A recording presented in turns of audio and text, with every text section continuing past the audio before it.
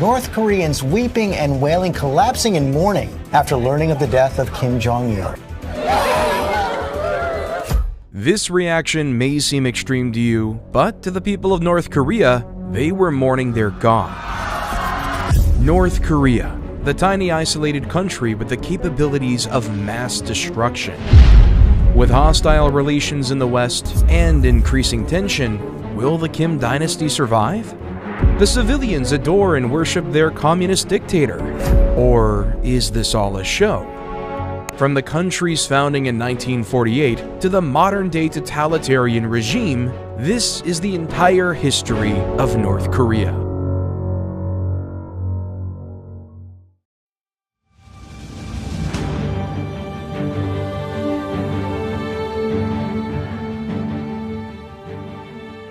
The entire Korean peninsula was under Japanese occupation after 1905. Japan's occupation was unquestioned by foreign powers, and it presented its occupation as a civilizing project. For the Koreans, the story was quite the opposite. Thousands of guerrilla fighters bitterly resisted Japan until 1910, when they were all but destroyed and Korea became fully part of the Japanese Empire. The story of Japanese-occupied Korea is one shared by many colonies. Industrialization and economic expansion came with discrimination against the native peoples, as wealth and resources were siphoned away to the imperial masters. The initial guerrilla resistance was over, but the resentment of the Koreans did not go away. Japan ran Korea like a military colony, with armed teachers in schools and a massive militarized police force overseeing all aspects of life. Also, like many colonies, they longed for independence. With the end of the First World War and all its promises of freedom, Korea agitated for its independence. Protests swept the nation in 1919, which the Japanese put down brutally. In one case, they locked hundreds of protesters inside a church and burned them alive. However, the tide couldn't be stemmed. The wave of Korean nationalism rose, and at its head were the communists.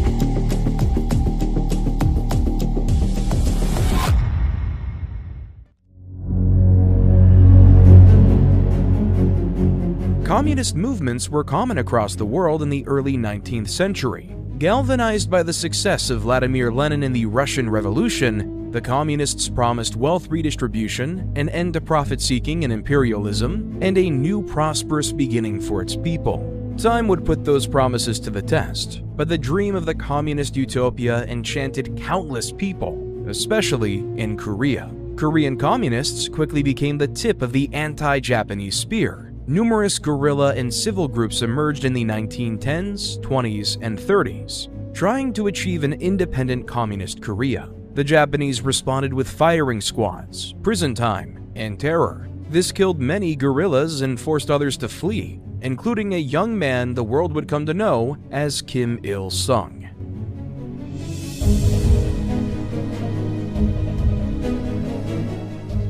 Kim Il-sung was born in 1912 near Pyongyang. His early life is drowned in later propaganda, but it seems he was raised by Christian parents who escaped into China when he was still a child after getting involved in anti-Japanese activity. In China, young Kim fell in love with communist ideas. China had its own active communist movements, which Kim joined as soon as he was able. In 1931, he became a card-carrying member of the Chinese Communist Party and got involved with anti-Japanese protests and militant action.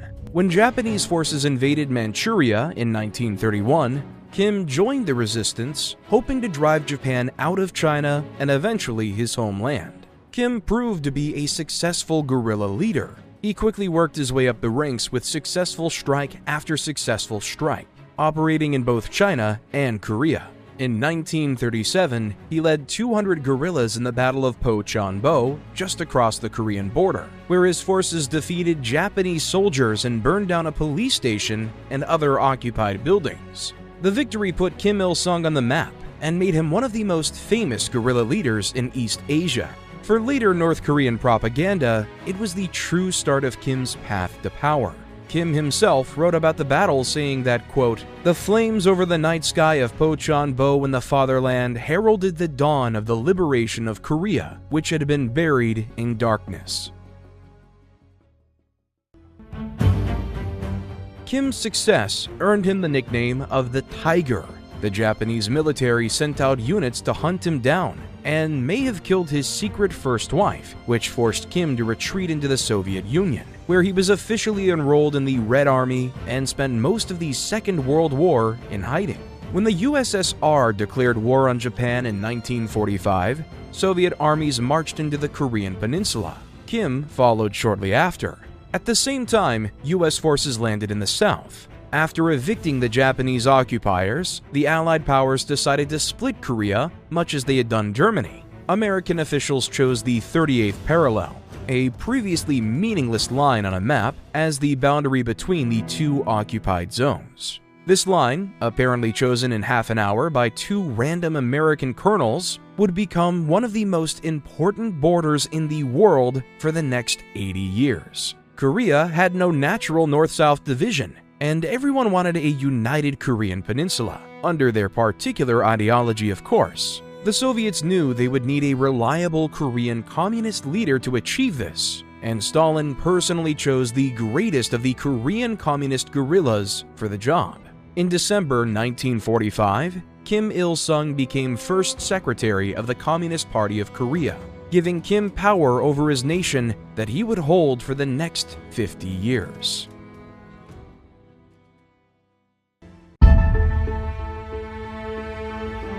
Kim had risen from lowly guerrilla fighter to leader of his nation, or had he? A bizarre conspiracy theory claims that the Kim Il-sung who entered North Korea in 1945 was not the same one who led the Battle of Pocheonbo. According to this theory, after the real Kim Il-sung fled into the USSR, Stalin made him disappear like so many other communist figures who threatened his popularity. It sounds crazy, but a CIA investigation into the theory concluded that it was right. They believed that the Kim Il-sung in North Korea was a criminal who the Soviets blackmailed into assuming a false identity so they could manipulate him. A Soviet officer who worked with Kim also wrote privately that the later Kim was an imposter whose name was stolen from the famous guerrilla leader who had actually died years earlier. These days, historians think the theory is nonsense. Several people who knew Kim as a guerrilla confirmed that it was the same man. The CIA report had simply been wrong, which happens far more often than the CIA likes to admit. Still, it's not impossible that the entire Kim dynasty is built on a Soviet lie.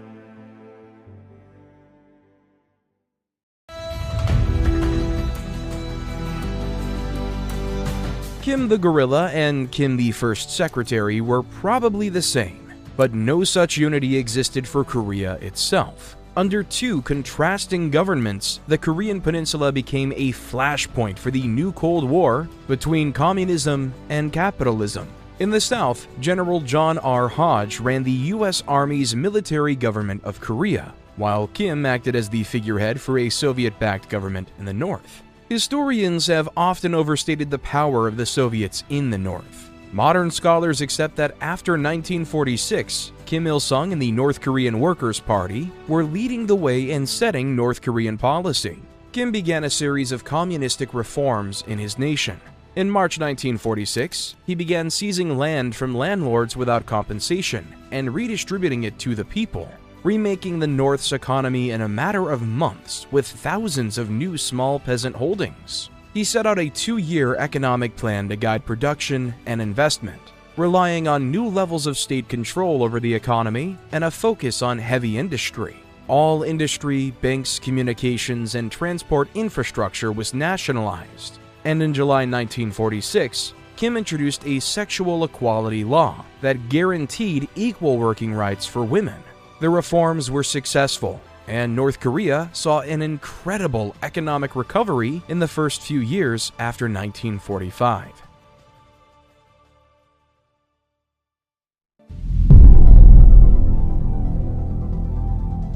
All was not easy within North Korea, though. Different factions of communists threatened Kim's control, and each tried to push North Korea in their own direction. Kim's Kapsun, or guerrilla faction, held power for now. As the name implies, they were mostly made up of former guerrilla fighters whose effectiveness had earned the faith of Stalin. But Stalin's faith was awfully fragile. This made the Soviet Korean communists a particular threat. Made up of ethnic Koreans with Soviet citizenship, they leaned heavily towards Moscow. While they hadn't proven their effectiveness enough to earn Stalin's favor, the heavy involvement of the Soviets made them a risky rival for the young Kim regime. Then there was the Yunnan faction. This was a Chinese-aligned communist wing, most of its members being part of the CCP. After Mao's communists took power in China in 1949, the Yunnan faction became a potent threat to Kim's Korea-centric approach that threatened to pull North Korea towards Beijing. Last, there were the South Korean communists. Many had fled the south when the American troops arrived and made it their main goal to reunify the peninsula under communist rule. They were less of an immediate threat until reunification was achieved, but their leader, Park Han-young, was the closest thing Kim had to a rival. Park and Kim had both been invited to Moscow in 1946 for Stalin to judge which was the suitable leader. While Kim had won out, Park remained a force to be reckoned with.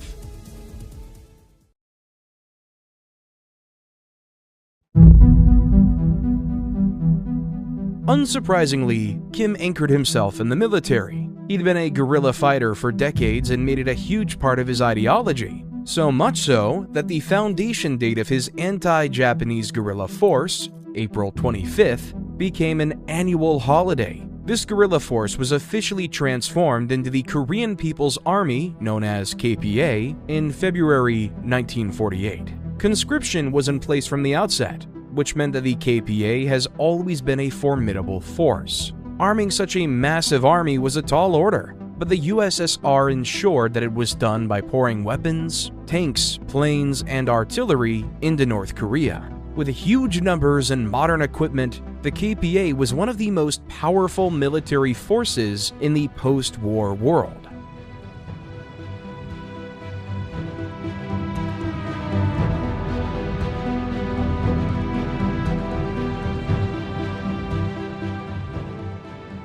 Meanwhile, the newly formed United Nations tried and failed to settle the Korean Peninsula problem.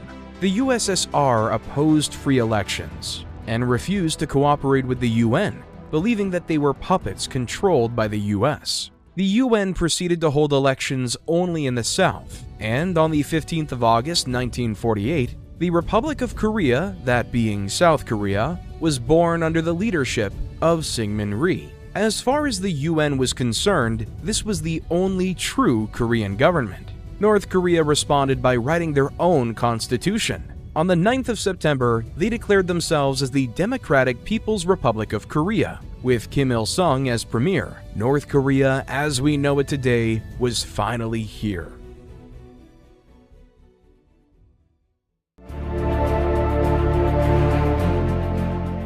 Almost immediately, Kim started planning the reunification of the peninsula. With most American troops withdrawing in June 1949 and the vastly superior northern military at his fingertips, it looked like an easy win. Communism had also seen a string of recent victories that boosted Kim's confidence too.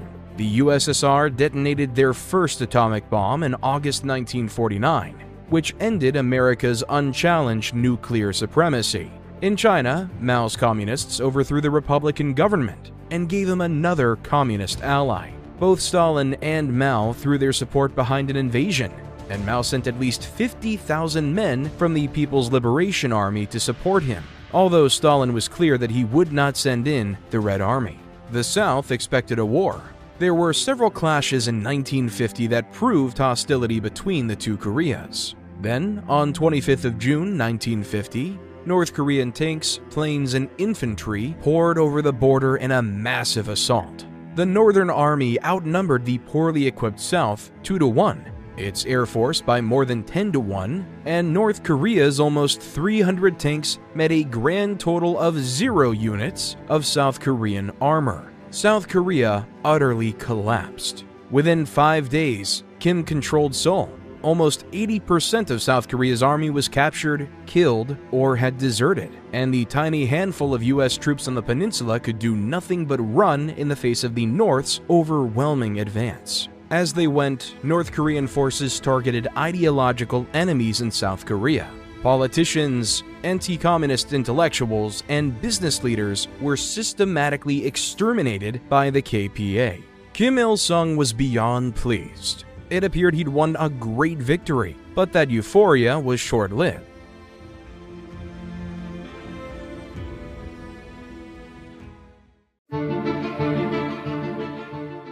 The United Nations condemned the invasion immediately, and 2 days later, it approved a unified military response to the crisis. Naturally, the US took the lead. Washington was worried that the fall of Korea to communism would threaten Japan and cause a domino effect in the rest of Asia. General Douglas MacArthur, who'd led US forces in the Pacific theater of World War II and currently oversaw US forces in occupied Japan, was given overall command of the UN coalition forces. UN forces landed at Incheon on the 15th of September, 1950. In the largest amphibious assault since World War II, the UN attack shattered the KPA.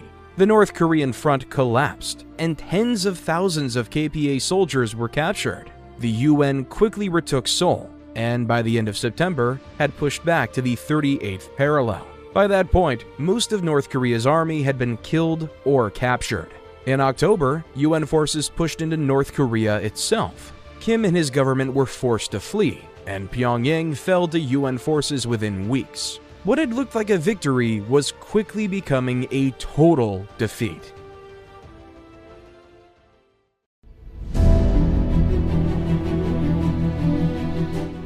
For North Korea, the true story of the war was not on the front lines, but at home. As its armies collapsed, so too did any hope of controlling the air. UN-aligned air forces quickly established dominance in the skies above North Korea and used it to devastating effect.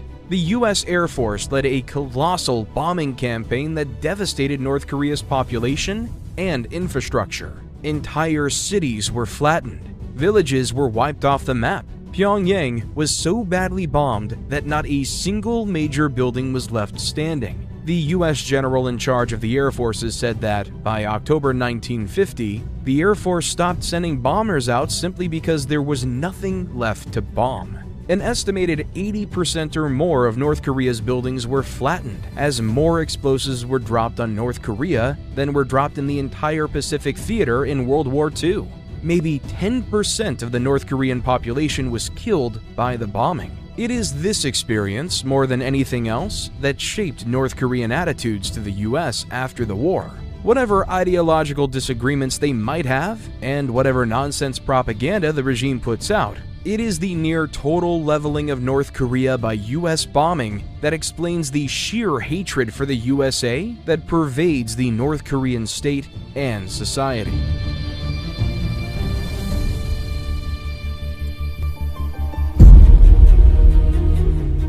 Things improved for North Korea when China stepped in. China had warned the UN forces not to get too close to its territory, and on the 25th of October 1950, they decided that enough was enough. Tens of thousands of Chinese troops burst across the border and surprise attacked the UN forces. The UN was caught unaware and retreated in the face of the sudden attack.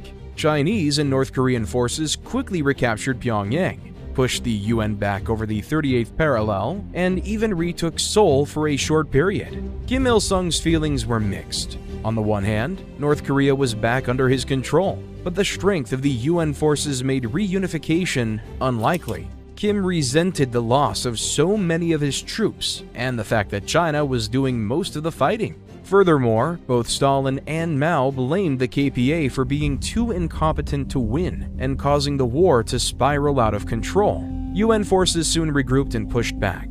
Seoul was retaken in March, its fourth and final conquest in less than a year, and once again it was the communists' turn to retreat north with thousands of their soldiers killed, wounded, or captured. The UN reached the 38th parallel again in July 1951, and there, the war would stall for 2 brutal years.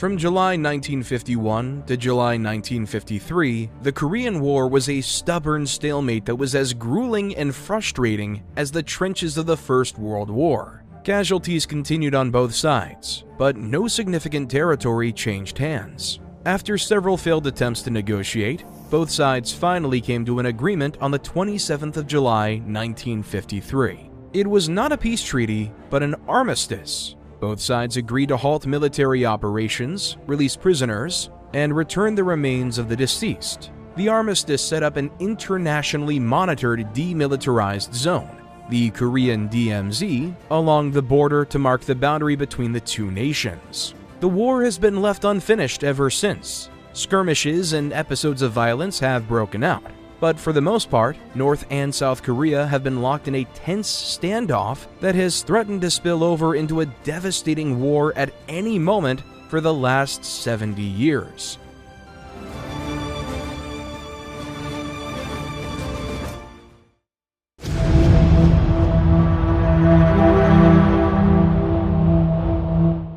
North Korea emerged from the war a broken and battered nation. Its army was almost destroyed.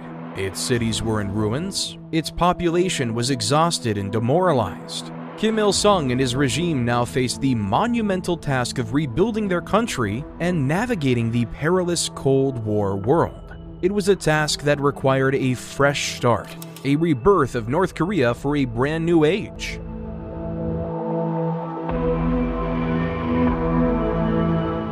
The war devastated North Korea socially and economically. Overall economic output fell by 75% from 1949 to 1953. Output of energy, fuel, chemicals, metallurgy, and agriculture was a fraction of what it had been before the war. North Korea needed a rebirth, and Kim Il-sung set out the ways in which they'd achieve it.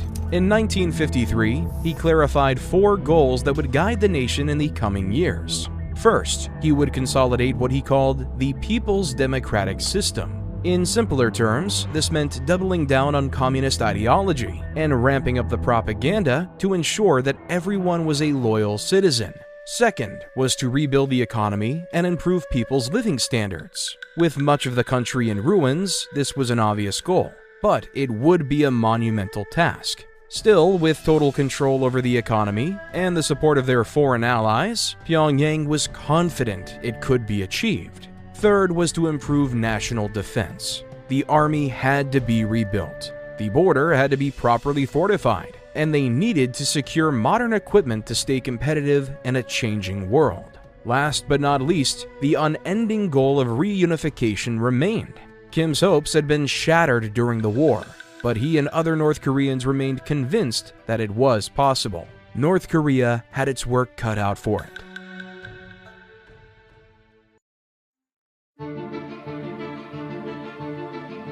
One of Kim's first priorities was repairing the damage his ideology took from the war. The North Korean Workers' Party had lost many members during the conflict, so he funded massive re-education programs to bolster the party's ranks and reaffirm their ideology, ensuring the party's long-term survival. However, the more serious damage was to the North Korean Worker Party's prestige. The Communists had presided over a failed war that had not reunified the country as promised, and communism itself had been rejected by the South Korean masses, who failed to rise up to support their northern invaders. Kim decided to redirect blame for those failures towards his internal rivals. By scapegoating his enemies, Kim redirected popular resentment away from himself and towards the rival communist factions. By removing these people from power, he crippled his internal enemies and could fill government positions with his own allies instead. It was transparent and predictable, but it was awfully effective. The Soviet Korean communist leader Ho Kai-I faced Kim's wrath towards the war's end, when he was purged of his posts and blamed for a series of failures in the country's response to the war, especially the slow repairs of dams and infrastructure bombed by the Americans. The accusations drove Ho Kai-I to suicide, or so the regime claimed. Another victim was Kim's old rival Park Han-young. The leader of the South Korean Communist faction had been appointed foreign minister and had promised Kim that the Southerners would rise up and join the North when their communist forces rolled in. This obviously did not happen. Kim dismissed him from his post in 1953 and then had him arrested on accusations of being an American spy. Only disloyalty, the regime argued, could explain such a complete failure. He was given a show trial and executed in December 1955. Hundreds of communist figures found themselves fired, imprisoned, or executed in the months after the war in a similar fashion, and Kim's grip on power became ever tighter.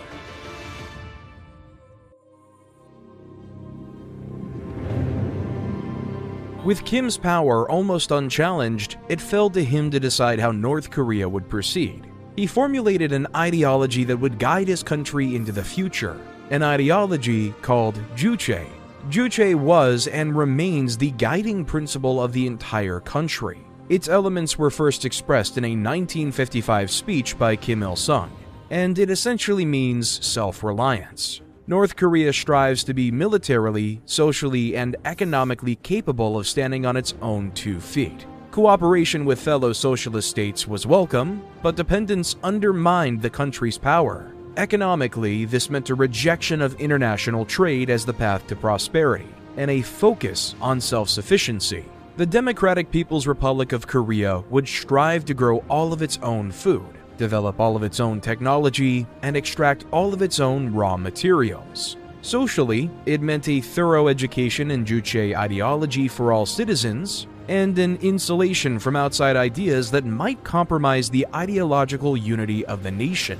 All of this, of course, was in a Marxist-Leninist framework, but Kim stressed that Korean thought and experiences should determine how those Marxist-Leninist ideas would be applied in practice. Juche also defined the North against the South. For Kim, the North was a fiercely independent nation that stood on its own, while the South was an American puppet shackled to its trading partners and military alliances. However, Juche is more than a practical philosophy. It's also an intense love of North Korea.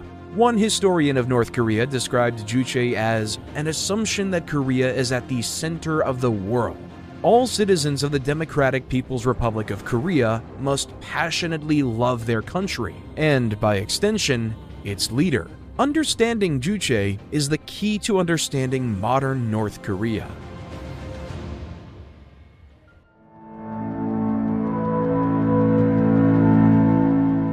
North Korea had a goal and a means of attaining it, but it also needed a center to anchor the whole system, and Kim made himself that center. The 20th century was already no stranger to dictators whose personality cults consumed their nations, but Kim Il-sung's cult would put all of them to shame. The level of worship Kim and his descendants receive in North Korea to this day is one of the most striking and disturbing aspects of the regime. At first, Kim was following in the footsteps of his contemporaries like Mao and Stalin. In 1953, he declared himself Sir-Yong, or Great Leader, and became a sort of embodiment of the nation. However, that amount of power and prestige could make anyone unhinged. Furthermore, by becoming the representative of the nation, any attack on Kim became an attack on North Korea. And in a country that emphasized loyalty to the nation, loyalty to the dictators was an inevitable consequence. This cult quickly grew out of control. It became illegal to write over a photo of Kim Il-sung, or to wrap things in newspapers that mentioned his name. It was even an offense to print his photo on poor quality paper.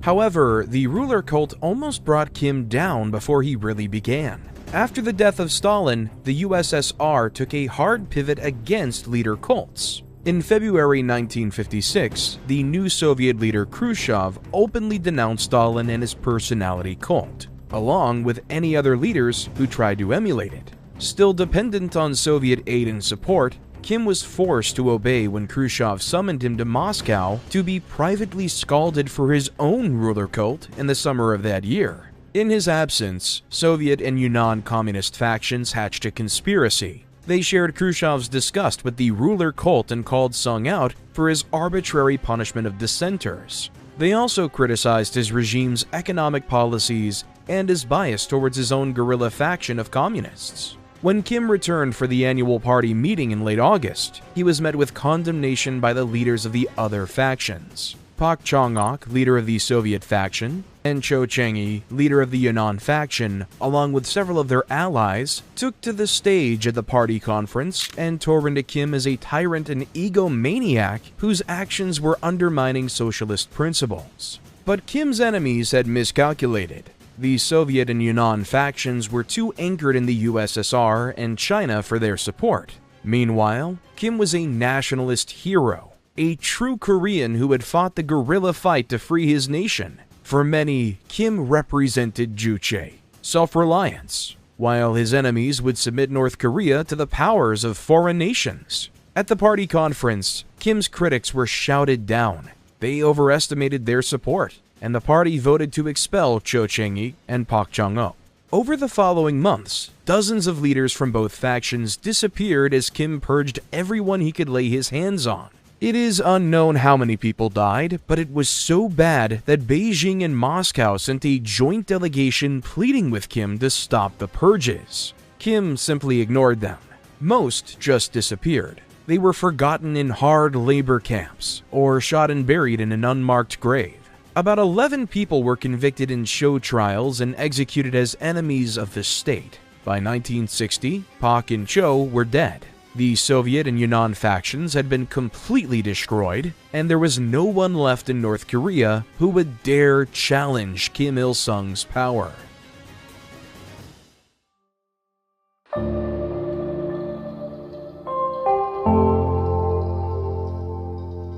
Politics dealt with, Kim turned towards economic issues. In August 1953, he set out his vision for a 3-year plan to run from 1954 to 1956. Kim laid out investment plans to boost the nation's economy. Heavy industry was the main priority, with over 80% of all industrial investment going to sectors such as mining and construction. The plan also set out extensive quotas for every industry and directed workers to devote themselves to laboring for the state. According to Pyongyang, it was a success. Industrial and agricultural production had returned to their pre-war levels by early 1957. However, external observers noted that the numbers were probably skewed. Thanks to all of that investment, heavy industry had probably improved beyond pre-war levels. But vital industries like agriculture and fishing had not. In reality, the focus on quotas and output had devastating consequences. Like China during the Great Famine, the regime exacerbated its own problems with its focus on quotas and numbers. Regional officials who failed to meet agricultural quotas were punished, so officials were incentivized to lie. This continued at each level, lie piling upon lie, leaving Pyongyang with a completely warped view of the country's actual state. This was especially bad for farmers who would have food seized by the state based on exaggerated reports of food output, which produced a famine in 1955 that killed thousands of people. This disaster was hidden from the non-communist world, but Pyongyang's allies in Beijing and Moscow were deeply concerned. The truth about the famine could harm communism's image abroad. Both countries sent food aid, but not enough to make up for the deficit. The regime worked hard to bury all evidence of this famine, and it was only in the 2000s when historians began combing through the Soviet archives that its existence was rediscovered. Data is incomplete, but an estimated 800,000 people died between 1954 and 1955. The East German government at the time believed that as many as 25% of North Korea's children had starved to death.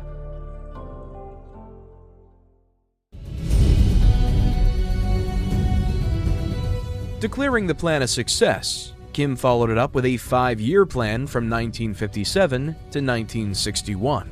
While the former was for reconstruction, this new plan focused on developing in a new direction and bringing North Korea into modernity. The first plan had been great for industry, but the common people still lacked food, housing, and clothing. Pyongyang was still too obsessed with heavy industry quotas over agricultural output. Both China and the USSR criticized Kim's plan and urged him to change it, but Kim stayed his course. The Chalama Ondong, or Flying Horses campaign, was Kim's way of ramping up production. It was a massive propaganda campaign to encourage productivity and gave out rewards such as medals for factories and workers who exceeded their monthly quotas. Workers could also be organized into teams and compete with other teams for maximum output. They may be communists, but even North Korea realized that competition could be good for the economy. The press was filled with these Cholima writers, whose hard work was held up as a symbol of true patriotism. Kim also took to visiting production sites to encourage and inspire the workers, which became huge propaganda features for the regime. Another key part of Kim's motivation campaign were on-the-spot guidance visits, where Kim himself would visit farms, factories, or other facilities to motivate workers. According to the propaganda, he would use his immense wisdom to instruct the workers how to be better at their jobs and achieve their quotas. On-the-spot guidance has become one of the most iconic parts of regime propaganda and has been kept up by all of Kim Il-sung's successors. Their motivation campaigns were combined with nationalization and reorganization that tightened state and party control of the economy. By 1958, North Korea had collectivized every farm, and by the following year, it had reached full nationalization of all industry and trade. The obsession with quotas and productivity also had its dark sides. The pressure to exceed and expand led to punishment and social consequences for workers or teams who fell behind. The government even started a drink no soup campaign, encouraging workers to not eat or drink as much, so they wouldn't have to go to the bathroom during work hours.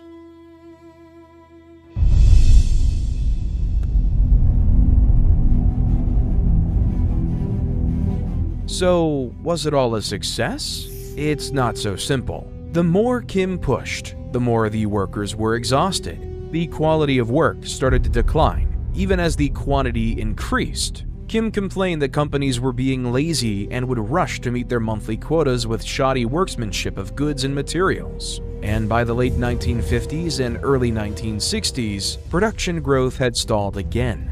In theory, by 1959, North Korea had met its production quotas, and the government declared the plan completed ahead of schedule. The big picture numbers definitely looked great. The North's per capita GDP was $140, well above the South's $81, and many industries had seen increases in production by 50% or more. However, the GDP was inflated by industrial output at the expense of the food, clothing, and housing that Kim claimed to prioritize. The average North Korean remained wretchedly poor, living in temporary shanty towns, and many of them suffered from malnutrition. Industrial development came before the well-being of the people. The state also altered the numbers to not count industries such as coal, steel, copper, and fertilizer, which had all failed to meet their plan targets. Grain output was also curiously absent from the official 1959 statistics. It's telling that the government immediately planned a year of adjustment in 1960 to try and rebalance the numbers in preparation for a new phase of economic planning into the 1960s. And never again would North Korea publish thorough data about its economic situation.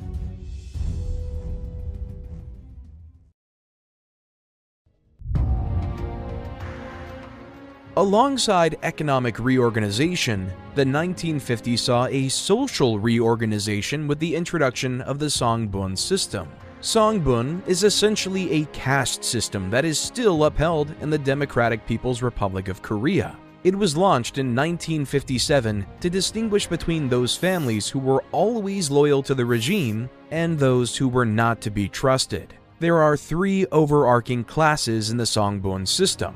The core comprise about 28% of the population, made up of those people descended from the original guerrillas and revolutionaries, the soldiers who died in the war, and those from traditional peasant families. This group is seen as the most loyal and trustworthy. They will be allies to the end. The largest group at 45% are the wavering. This includes the foreign-born population, families of defectors, members of the middle classes and their families, and a number of regular occupations like small traders and teachers. This group is not necessarily disloyal, but they cannot be trusted to be completely devoted to the regime. If things take a bad turn economically or politically, the regime knows that these people might turn against them. Lastly, roughly 27% of the population belong to the hostile class. Political prisoners, religious people, supporters of the South, or the descendants of businessmen and landlords all belong to this group.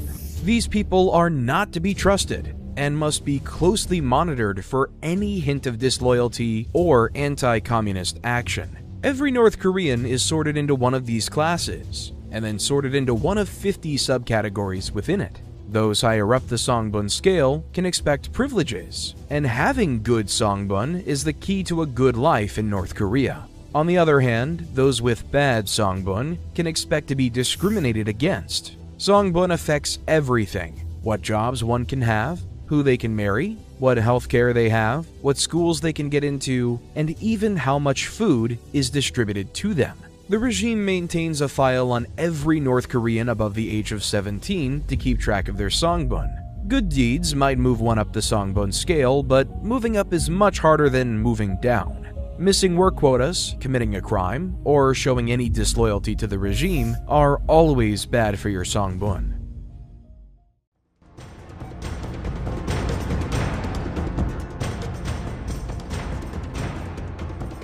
Amidst this social and economic reform, the regime kept pumping out propaganda to tell citizens that they were fortunate to live in the greatest nation on Earth. The regime claimed that North Korea was a paradise, free from the miseries that affected other, lesser nations. According to one kindergarten teacher, there was no such thing as blindness or deafness in North Korean children because those were failures of the pre-revolutionary world. According to school teachers, students never missed a lesson and never misbehaved. There was no such thing as alcoholism or prostitution in North Korea because everyone had what they needed and never had to stoop to such lows. Divorce? That never happened. Neither did premarital sex. And of course, it wouldn't be a communist utopia without a complete absence of homosexuality, which the regime saw as an anti-socialist perversion. The truth was quite different. The regime took care to hide its flaws from the eyes of the world, even its own people, while trumpeting its supposed success to the stars. But there was something sinister behind this image of perfection. One visitor to North Korea noted that, despite the war being recent and causing thousands of injuries, he never saw a single person who was scarred, mutilated, or disabled. The question was obvious. He said, "What have they done with them all?" The truth was that anything or anyone that made the regime look bad or questioned its image was taken out of the public eye. Some were merely hidden, but others would see the dark underside of the Kim regime.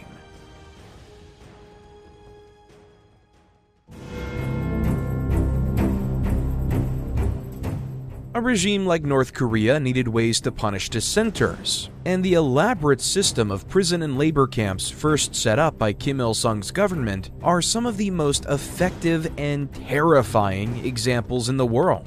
It is easy to end up in a North Korean prison. The slightest accusation of disloyalty or anti-socialist activity from a party official or someone higher up the Songbun scale could be enough for someone to be swept away by the police. Trials are little more than ideological performances, where the judge can berate the accused for being a traitor and enemy to North Korea before being inevitably sentenced to several years in prison.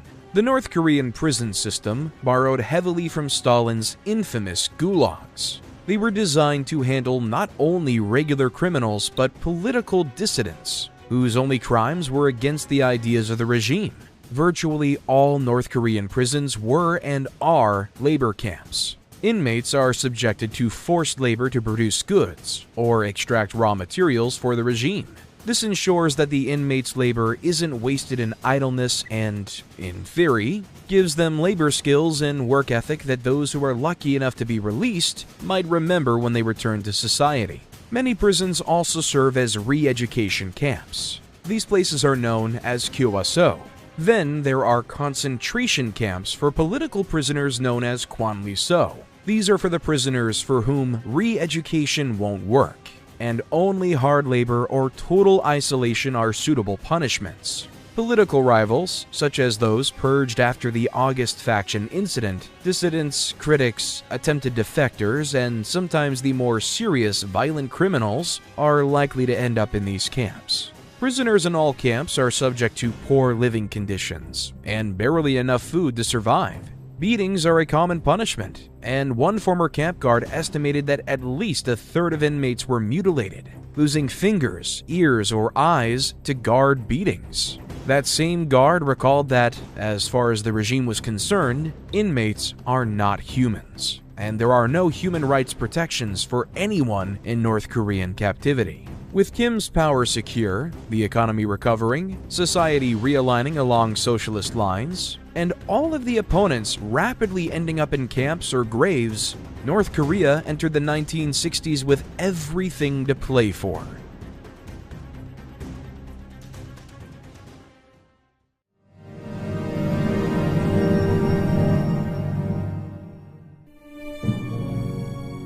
As the new decade dawned, North Korea continued to strive for economic and military progress. Kim still wanted to improve heavy industry and compromised on the policy of Juche to import equipment to support these economic sectors. The USSR was initially their main supplier, but friction over pricing and other issues led North Korea to do the unthinkable, turn to the West. Pyongyang realized that it was cheaper for them to buy industrial plants and machinery equipment from the West or Japan. Often these goods were of much higher quality than the Soviet models. Kim declared the Great Leap Onward policy, a way to use Western technology to jumpstart Korean development. They imported billions of dollars worth of equipment on credit, including $1 billion from Japan alone.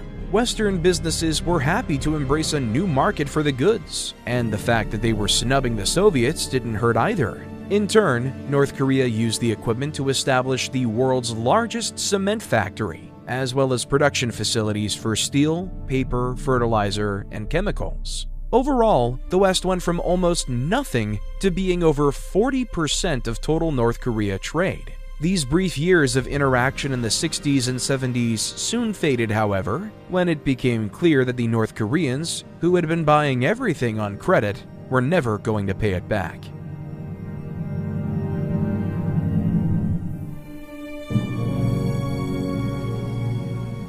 This interaction did generate Western interest in the Hermit Kingdom, and a special temptation for a handful of men. Men like James Joseph Dresnok. Dresnok was a U.S. soldier, and he'd had a rough life. His parents divorced when he was young. He never finished high school, and he had run-ins with the law before he enlisted at 17. He married young but returned from a deployment in Germany to find his wife had left him for another man. When Dresnok was redeployed to South Korea in 1962, he had lost all hope and was treating his depression with alcohol. It didn't help that his behavior earned him a court-martial either. With no wife, no career, and no future, Dresnok decided that life in the DPRK couldn't possibly be worse than his current one. So, on August 15, 1962, Dresnok ran across a minefield in the demilitarized zone and straight into the arms of some rather shocked North Korean soldiers. Dresnok was interrogated, but they soon realized that he genuinely wished to live in North Korea. After initial hesitation, the regime accepted him. Dresnok was given a home and became a North Korean citizen. He was one of at least 7 known U.S. defectors to the country. In his new life in North Korea, Dresnok became an English teacher and sometimes acted in state propaganda films. He and the handful of other American defectors often played American soldiers in war films, and he became something of a celebrity in the country. Another defector, who later returned to the West, claimed that they were closely monitored by state security services and were sometimes beaten or interrogated on suspicion of being spies. But if this is true, it did not seem to deter Dresnok. Dresnok lived the rest of his life in North Korea. He married twice and had several children before dying in November 2016. His children remain in North Korea, where they hold important jobs and plan to remain there for the rest of their lives.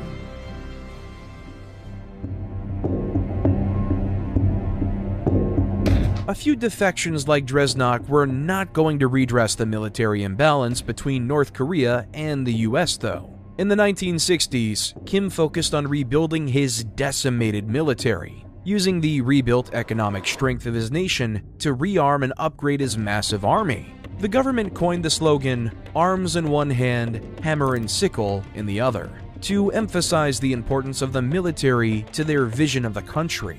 North Korea continued to recruit soldiers into its military. All eligible citizens had to serve 8 years in one branch or another. Most of its equipment was still being given to them by the USSR and China well into the 1950s. Maybe 5% of its annual expenditure went to the military, most in most nations, but not as high as it would be in later years. With no wars to fight, the soldiers were regularly assigned to work projects around the country, providing an easy labor force that could be deployed wherever the state needed them. On top of its obvious use, if war broke out, a strong military was a useful way to indoctrinate young people with state ideology. Kim wanted to inculcate military discipline in the next generation, and required all children to practice with firearms starting when they were 7 years old. This military resurgence had economic benefits too. Kim envisioned a militarily self-sufficient North Korea that could boost its economy by churning out a rifle for every citizen, and enough tanks, planes, and artillery to match the South and its American allies. This concept was called Byungjin, and argued that military development was deeply tied to economic development, and it has remained relevant in North Korean thought ever since. As the military grew in power, Kim purged unreliable officials. In the late 1960s, top military men like the Minister of National Security, the Chief of Southern Intelligence, and the Commander-in-Chief of the Navy, along with at least 10 top generals, were removed from power. This was less a case of them being a threat, and more a case of Kim simply tightening his control to replace these men with even more dependable allies.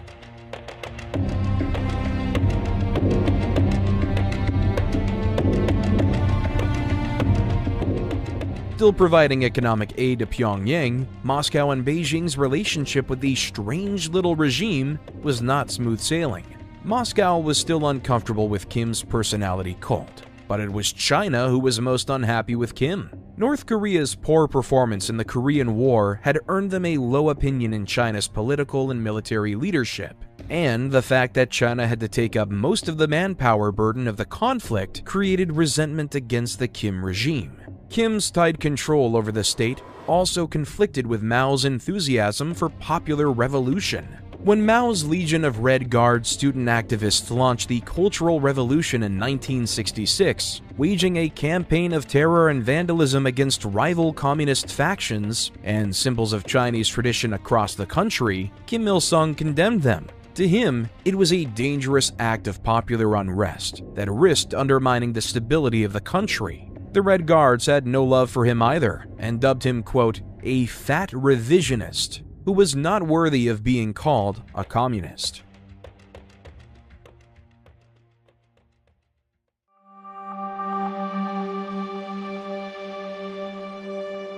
Perhaps it was these wounds to his pride and questions about his credentials that made Kim Il-sung lash out at his enemies in 1966. Inspired by the work of the Viet Cong, Kim Il-sung devised plans for guerrilla infiltrators to slip across the DMZ and wreak havoc on the South. After over a decade of stalemate, it seemed he wanted to roll the dice on conflict once more. Incursions and even firefights along the DMZ were not unheard of, and there were usually a few dozen encounters a year. However, in 1966, these increased tenfold. There were almost daily skirmishes as North Korean guerrillas were caught in South Korean territory. As tensions rose, border guards became more on edge and started to resolve disputes with aggression and gunfire.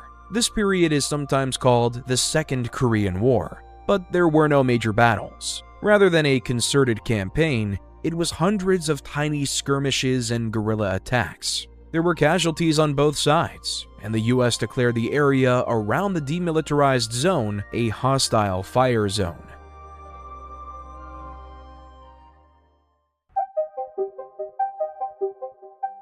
By far, the most dire episode of the conflict was a daring and disastrous North Korean assassination attempt on the South Korean president. They were convinced that eliminating President Park Chung-hee wouldn't just weaken the South, but cause chaos from which the people would rise up, throw out the American occupiers, and embrace communism. On the night of January 17, 1968, 31 elite North Korean commandos slipped across the DMZ into the South. Their goal? Infiltrate President Park's residence at the Blue House in Seoul and eliminate him. Each man in the team had been handpicked and trained in infiltration. They'd rehearsed this mission dozens of times, and most of all, they'd been pumped full of North Korean propaganda. They avoided detection for several days until they encountered 4 civilian woodcutters. These civilians might have feared death, but they were saved by the delusional propaganda of the North. The Democratic People's Republic of Korea had assured its people that the southern masses were oppressed and eager to embrace communism. The soldiers simply explained the virtues of communism to the men, promised that they'd all soon be joined in wonderful communist bliss, and let them go. Naturally, the men immediately reported them to the police. Within hours, the warning was relayed up the chain of command. South Korea didn't know what the commandos wanted, but they mobilized everything in the area to find them, and put the whole country on high alert. The North Koreans managed to arrive in Seoul undetected, but they had to scuttle their original plan. They'd been trained well though, and adapted to the high alert. With soldiers everywhere, the commandos simply blended in. They donned stolen South Korean uniforms, and on the 20th of January, the full group of 31 armed men walked down the street in open daylight towards the president's residence at the Blue House. The commandos got within 800 meters of the president's house before some curious policemen stopped them. It didn't take long for the police to see right through their disguises. Their cover blown, the commandos opened fire. 1 policeman died and 2 North Koreans fell before the commandos scattered. A massive manhunt was launched in the following days. South Korean and American forces swept the city and countryside, hunting down the scattered commandos. Of the 31 commandos, just 1 escaped back across the border. 1 more was captured, but all of the rest were killed. The Blue House raid was an embarrassment for both sides. The North Korean soldiers had foolishly blown their own cover and failed their mission. However, had the 4 civilians not warned the authorities, it is possible the commandos would have succeeded. Even then, with Seoul on high alert, the commandos had gotten within 800 meters of their target before being caught. The Blue House raid could have been the spark of a major war, but by sheer luck, it happened to occur just as the Tet Offensive exploded in Vietnam, dragging away U.S. attention and guaranteeing that America would not commit to another war in Asia. For his part, Kim Il-sung denied involvement and blamed rogue elements in the government for the plan. But other actions by North Korea at the same time paint a different picture.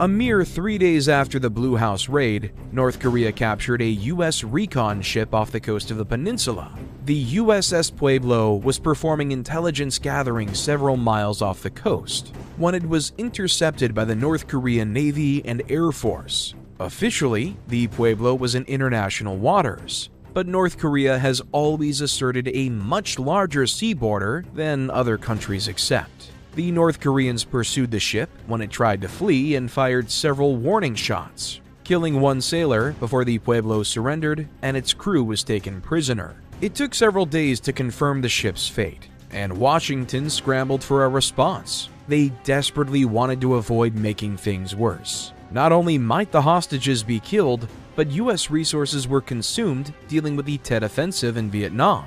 All the while, the crew suffered the misery and torture of North Korean captivity. The North began stockpiling rations, and in early 1968, Pyongyang closed its schools and evacuated citizens to the countryside in anticipation of a nuclear attack. Over 100 infiltrators were sent to the south again in late October, but almost all of them were caught within weeks of an operation that left about 150 people on both sides dead.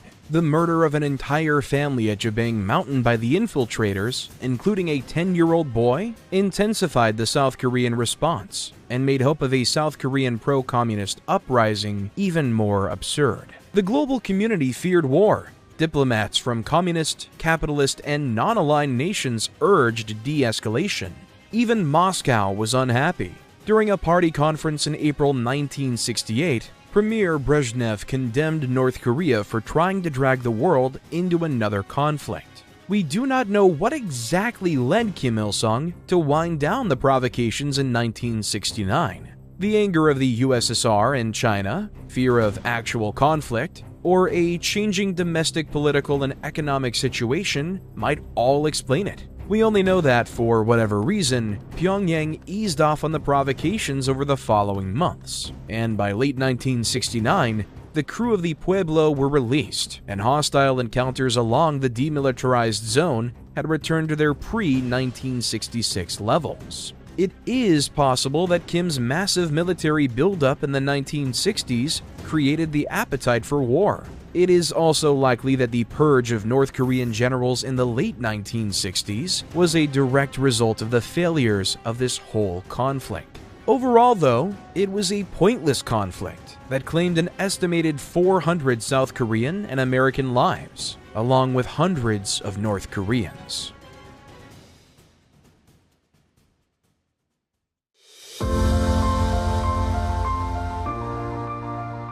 North Korea's military fortunes were poor, but its economic prosperity at this point was not so dire. Per capita GDP in the North was comparable or even higher than that of the South well into the 1960s and 70s. More than just rebuilding, North Korea had upgraded too.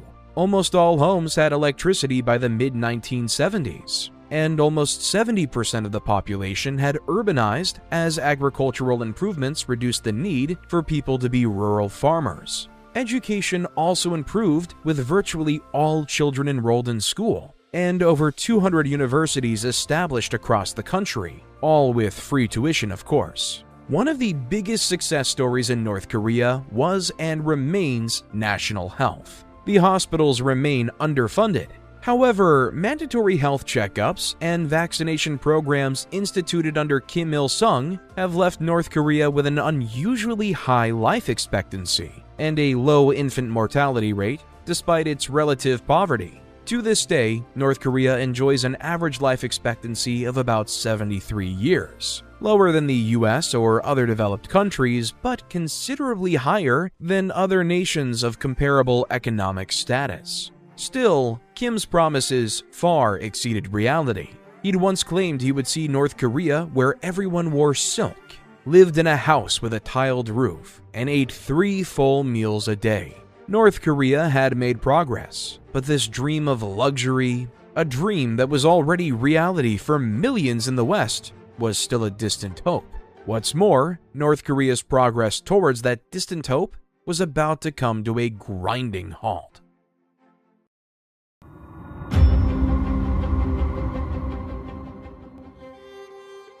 By the mid-1970s, North Korea's economy was showing signs of struggle. The Chilima movement had exhausted its workforce, and production was steadily declining. Imports of advanced Western machinery had stalled when it became obvious that Pyongyang would not be able to pay its debts.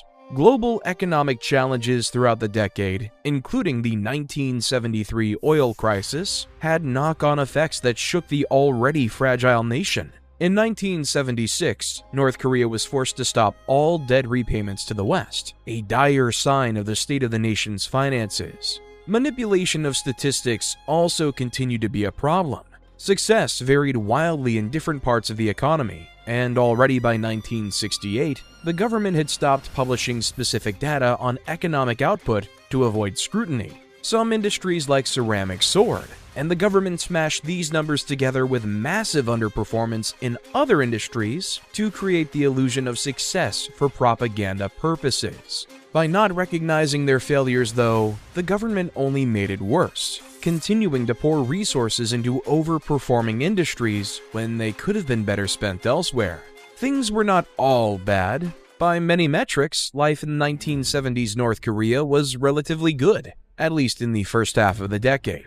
Residential construction projects had finally addressed the housing shortages that plagued the country since the war, and there had been undeniable development in both industry and agriculture. However, the North would soon fall rapidly behind its southern neighbors in terms of prosperity, quality of life, and industrial output. Pyongyang tried to save its flagging economy with the August 3rd Consumer Goods Movement, which was basically a campaign to get North Koreans to buy useless goods they didn't need and that didn't last, just to create demand and boost GDP numbers. Attempts to restart the Cholima campaign for the movement failed. The exhausted workforce produced poor products, which meant even more had to be made to replace them, creating an endless cycle of decreasing quality and increasing demand that further warped economic statistics. North Korea's pride especially suffered as its old rivals in the South and in Japan began rapid economic rises that catapulted them ahead in the 1970s. As South Korea soared, North Korea became increasingly dependent on its Soviet and Chinese allies. By the end of the decade, North Korea was effectively a vassal state of the USSR, relying on them for economic subsidies and diplomatic muscle, and watching as its enemies soared ahead towards prosperity.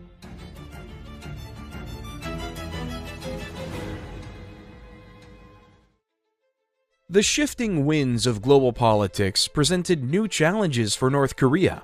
After the US's withdrawal from Vietnam, Kim entertained the idea of reunification with the South. If Vietnam could defeat the US, he argued, surely North Korea could. Kim presented this possibility to Mao Zedong.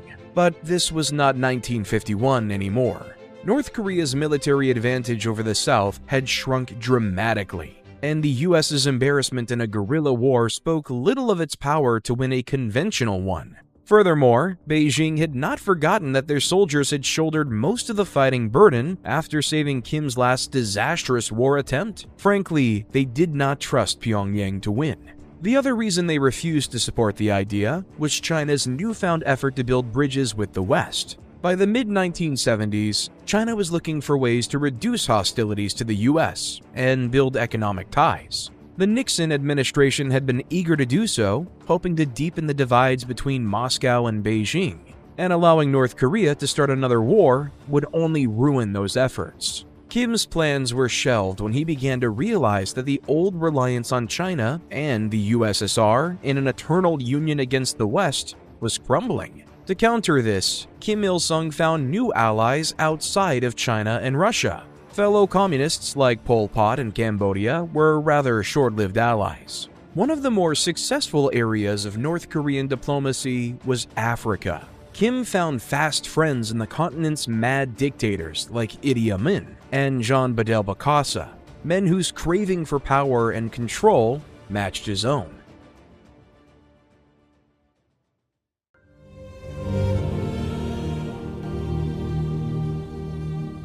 Another appropriately psychotic friend Kim made was Francisco Mesias Nguema, the ruthless dictator of Equatorial Guinea. Nguema turned his country into his own little hellish cult. His official nickname was the Great Miracle, and priests had to give praise to him in every service. Of course, he shared the bloodlust of North Korea too. In one instance, Nguema had 200 people massacred in a football stadium while blasting pop music over the speakers. Equatorial Guinea was easily one of the worst places in the world to live.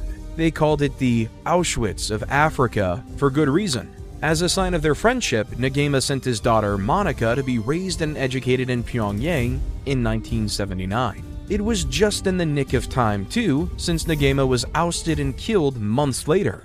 But Kim Il-sung kept his promise to his depraved, departed friend. Monica was given the best education that North Korea could provide, and Kim regularly called Monica to see how she was doing, and made sure she had everything she wanted. Monica is still alive, and proudly considers Kim Il-sung to be her second father. She has written several books about her life and family, where she adamantly defends both Nguema and Kim Il-sung as good men who were unfairly smeared by Western propaganda.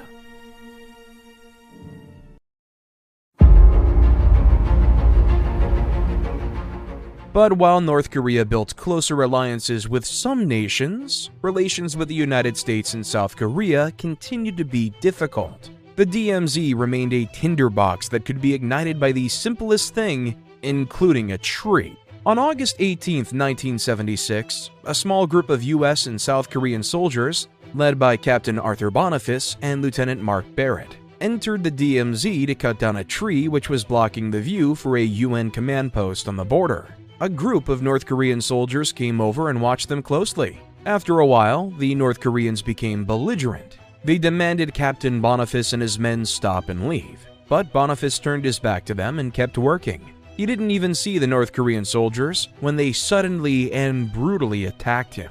About 30 North Korean soldiers, armed with crowbars, metal pipes, and other implements, pounced on the US and South Korean soldiers. Captain Boniface was beaten to death on the spot. Lieutenant Barrett escaped to a nearby ditch, where the North Korean soldiers found him and attacked him with the same axes the soldiers had been using to cut down the tree. Boniface and Barrett both died from their injuries. Both men were armed but never drew their weapons, probably scared that gunfire would only make things worse. Immediately, North Korean state media spun the attack as an act of American aggression, and North Korea's international allies echoed this propaganda. Video, photographic, and eyewitness evidence refuted it, but the regime made sure that the North Korean people only saw their version of events. But if Pyongyang had hoped the US would back down, they were badly mistaken. The US refused to take the murder of 2 of their soldiers lightly, but they also didn't want to start a war over a tree. Cue Operation Paul Bunyan, named for the famous lumberjack folk hero. The US had a single goal. They were going to cut that tree down, and they were going to dare Pyongyang to try and stop them. The US called in an army's worth of resources. Hundreds of armed soldiers, martial arts specialists, armored vehicles, attack helicopters, a fleet of bombers, fighter jets, and not to mention the aircraft carrier USS Midway, which was moved to a station offshore. Practically every US and allied military base in East Asia was put on full alert, ready to assist if the North Koreans tried to stop them cutting that tree. With enough firepower to conquer a small country behind them, the US sent a team into the DMZ to chop down the tree once and for all. The few hundred North Korean soldiers on the border could only watch in awe as the US troops brought it down, while helicopters and bombers circled on the horizon. 45 minutes later, Operation Paul Bunyan was declared a success. The stump was left standing for a few years, and now a memorial stands on the spot to honor Boniface and Barrett. North Korea, apparently shocked by the lengths the US would go for a tree, didn't go so far as to apologize. But Kim Il-sung expressed his regret that the incident had gotten out of hand, and said both sides needed to commit to keeping the peace. It wasn't much, but it was the closest the Kim regime had come to accepting responsibility for something bad in its entire history thus far.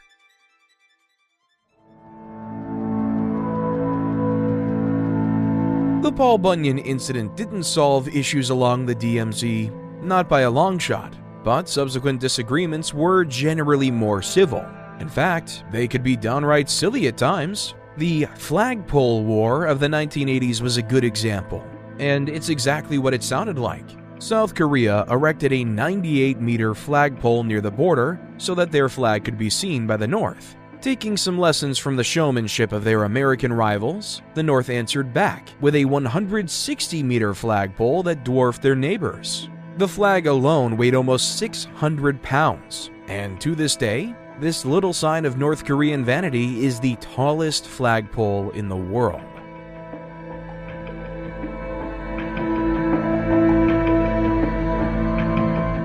By 1980, Kim Il-sung was pushing 70. North Korea's economic progress had stagnated, and foreign relations had been stuck in a perpetual stalemate for almost 3 decades. There might have been a sense of anxiety about what could happen when the great leader died, and the nation faced its mounting problems alone. Kim Il-sung had a solution to those anxieties, and its name was Kim Jong-il. Kim Jong-il was hidden from the spotlight for the first 30 years of his life. Born in a Soviet military camp in 1941 to Kim Il-sung and his first wife, Kim's childhood is obscured behind a ridiculous level of absurd and fanciful stories. Kim Jong-il first emerged into the corridors of power in the 1970s, playing a key role in party politics, even as he was hidden from public view. He joined the Central Committee in 1972, and by 1974, he was the designated heir to his father. Il was groomed for succession through experience. He was given important roles in managing espionage and propaganda for the regime, and would gradually accrue more power behind the scenes until the 1990s. From the 1980s, he was put into public view and given a thorough, heroic treatment by propaganda. Soon, his portrait could be found alongside his father's in every home in the DPRK. Kim Jong-il was described as the party center, and state propaganda assured the people that, as Kim Il-sung's old age approached, the party center would maintain the revolution and continue the work that his father began.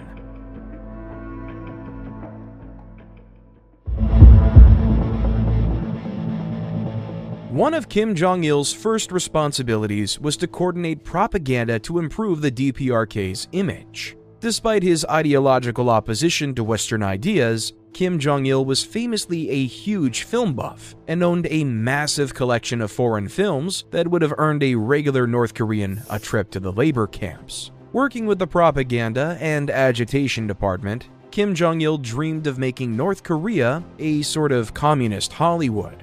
Instead of themes of freedom or tales of cowboys and US soldiers like the Americans made, he dreamed of a film industry that sang the praises of communism and retold the glories of Kim Il-sung and his glorious revolution.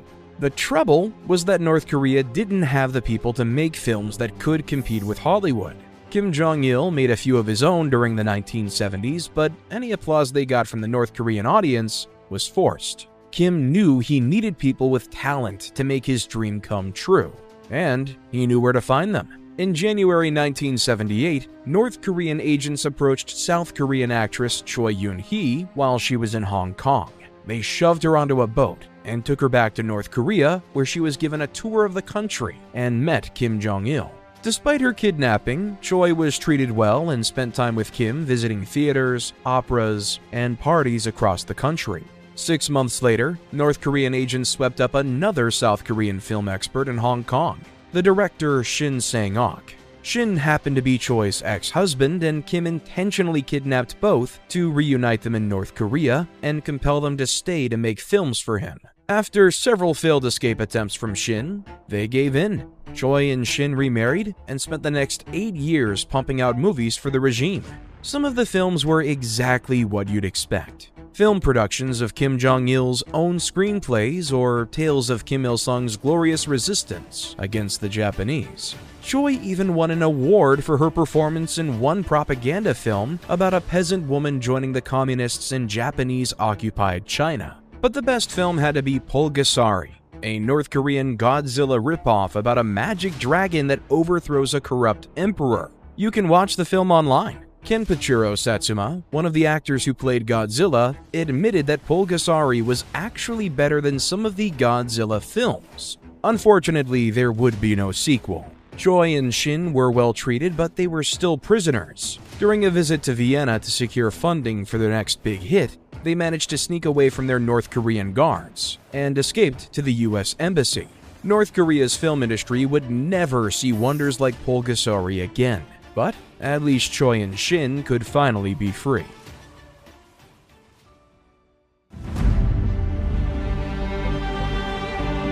Choi and Shin were not the only people kidnapped and taken to North Korea in this period, and many would not have the chance to escape. Throughout the 1970s, Pyongyang kidnapped hundreds of foreigners and smuggled them back to the DPRK. Most of the targets were taken from Japan. Although kidnappings from other countries like France and Malaysia were also known, there was no real pattern to them. They would occur at any place, at any time, sometimes taking young couples, other times a lone man or even a 13-year-old girl. The victims would be taken to North Korea and forced to live in the country for the rest of their lives. If they were abducted as a couple, they would be split up for a time and then reunited after a thorough indoctrination. If they were alone, they would eventually be paired up with another captive of the opposite sex. They would be given a home and expected to conceive children. That was the reason why they were taken in the first place. North Korea wanted those children to turn them into loyal spies. Marriage between North Koreans and foreigners were forbidden, and so racial homogeneity was almost universal in North Korea. Therefore, a spy who did not look like a North Korean was an extremely valuable asset to the regime. A similar tactic was the seed-bearing strategy, where young North Korean women would be sent out to seduce powerful foreign men like politicians and businessmen. They'd get pregnant, and then the North Korean government would use the children to blackmail the men to give them concessions or other support from their position of power. The ends of both schemes were similar: to breed a crop of ethnically camouflaged spies who could blend into society anywhere North Korea needed them to. To this day, we do not know how successful these spies were. We do not know of any of these children actually being used for their intended purpose. It's possible the plan was scrapped, or that they've been so successful that no one ever caught them. North Korea only came clean about the abductions in 2002 as part of a new diplomatic chapter with Japan. Still, the numbers they confessed to taking, no more than 13, are much lower than the numbers that survivors and others suggest. Just 5 of the abductees were returned to Japan later that year, and the fates of dozens of other missing people and their children are unknown.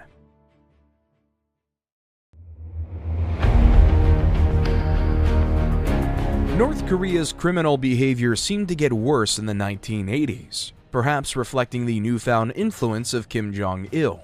2 horrendous terrorist attacks on foreign soil shocked the world in that decade, and increasingly isolated the DPRK.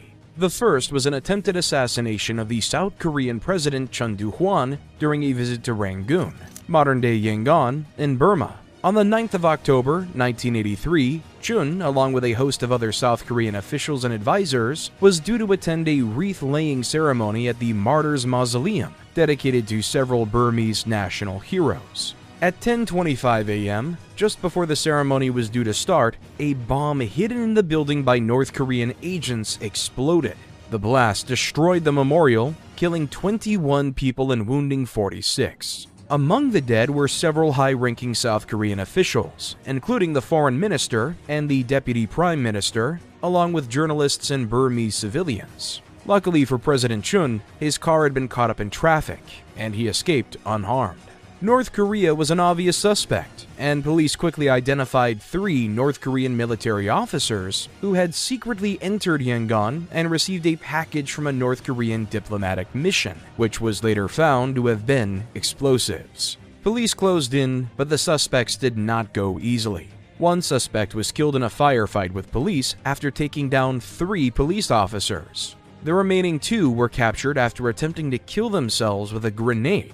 One of these men, Kang Min-chul, avoided the death penalty by confessing the details of the crime and implicating the regime.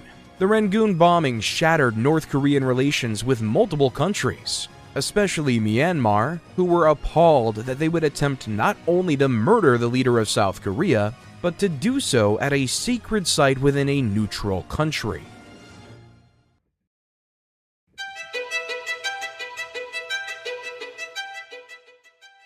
The second and far worse crime occurred 4 years later aboard South Korean Air Flight 858. On the 29th of November, 1987, 2 North Korean agents working on Kim Jong-il's orders boarded Flight 858, using false Japanese passports and speaking Japanese taught to them by some of the captured Japanese citizens. The plane was flying from Baghdad to Seoul, with several stopovers in between. The agents secretly planted an explosive device disguised in an electronic radio in the luggage storage above their seats, then left the plane when it stopped over in Abu Dhabi. The plane continued on its journey, unaware of the deadly package it carried.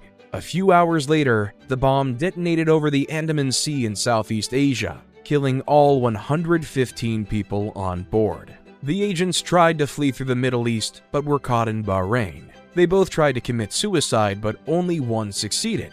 The survivor, a woman named Kim Hyun-hee, was detained and quickly linked to the attack. Investigation and interrogation soon revealed the truth. Kim Jong-il had been taken from a young age and forced through North Korea's spy program, trained to be completely loyal to the regime. Kim Jong-il personally ordered her and her partner to bomb the plane to scare South Korea and frighten people away from the upcoming 1988 Olympics in Seoul. For her part, Kim Jong-il was sentenced to death, but she was pardoned by the South Korean government, who argued that the indoctrinated girl was as much a victim of the regime as anyone else. It was a controversial decision, and Hyun-wei lives with constant security out of fear of revenge from the victims' families or the North Korean government to this day. She has since denounced the regime and appears to be genuinely remorseful, but the decision to let her off the hook has angered many people. The murder of 115 people aboard Flight 858 was one of the most egregious acts of violence committed by North Korea since the Korean War. The international community was outraged, and the US officially declared North Korea a terrorist state. Of course, North Korea officially denies that it had anything to do with it, but the evidence against them is unquestionable.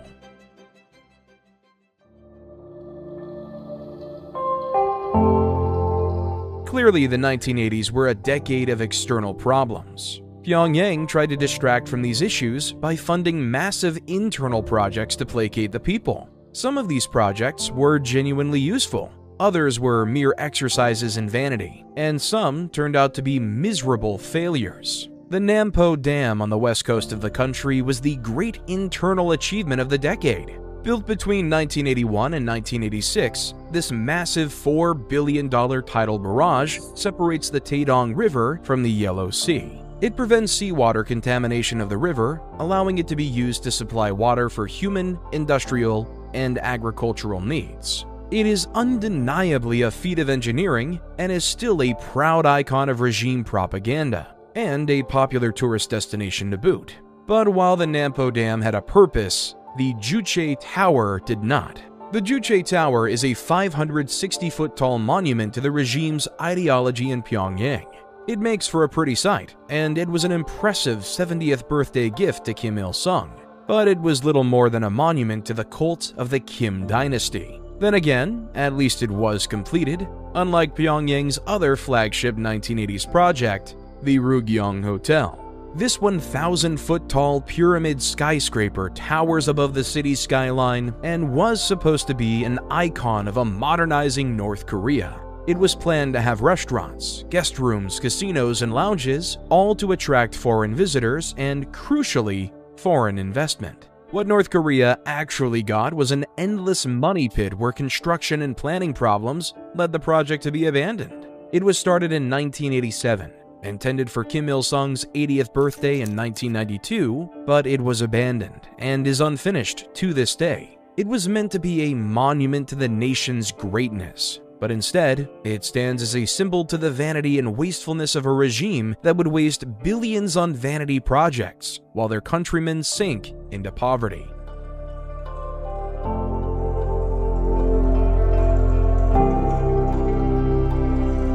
Change hit the world hard and fast, and for all of its isolation, even North Korea would feel the effects. Under Gorbachev, Moscow became increasingly skeptical of North Korea and tried to push it to roll back its totalitarian control. Moscow's first formal delegation to Seoul in 1987 was also a disaster for the North's hard line against the South, and it forced Pyongyang to start its own process of diplomatic engagement with the South in the years after. Under Deng Xiaoping, China also rolled back its aggressive state control of the economy and embraced limited economic liberalization. This led China to open up to the West, leaving North Korea to become something of an embarrassing irritant to them. Beijing did not abandon its old ally, and economic aid continued, but diplomatic support for North Korea was less vocal as China sought a new place in the world diplomatic and economic order. Meanwhile, the rapid disintegration of the USSR in 1991 was as much of a surprise to its allies as to its enemies, and cut off a major ally for North Korea. As global communism collapsed, North Korea withdrew into itself. The regime re-anchored itself in Juche, insisting that North Korea's self-reliance was the key that would allow the nation to survive, while other communist countries failed. Given China's liberalization and Gorbachev's opening to the West, Pyongyang probably wasn't wrong on this point. Opening itself up to new ideas could well have been fatal for North Korea's totalitarian regime, and so the hermit nation doubled down on its isolation.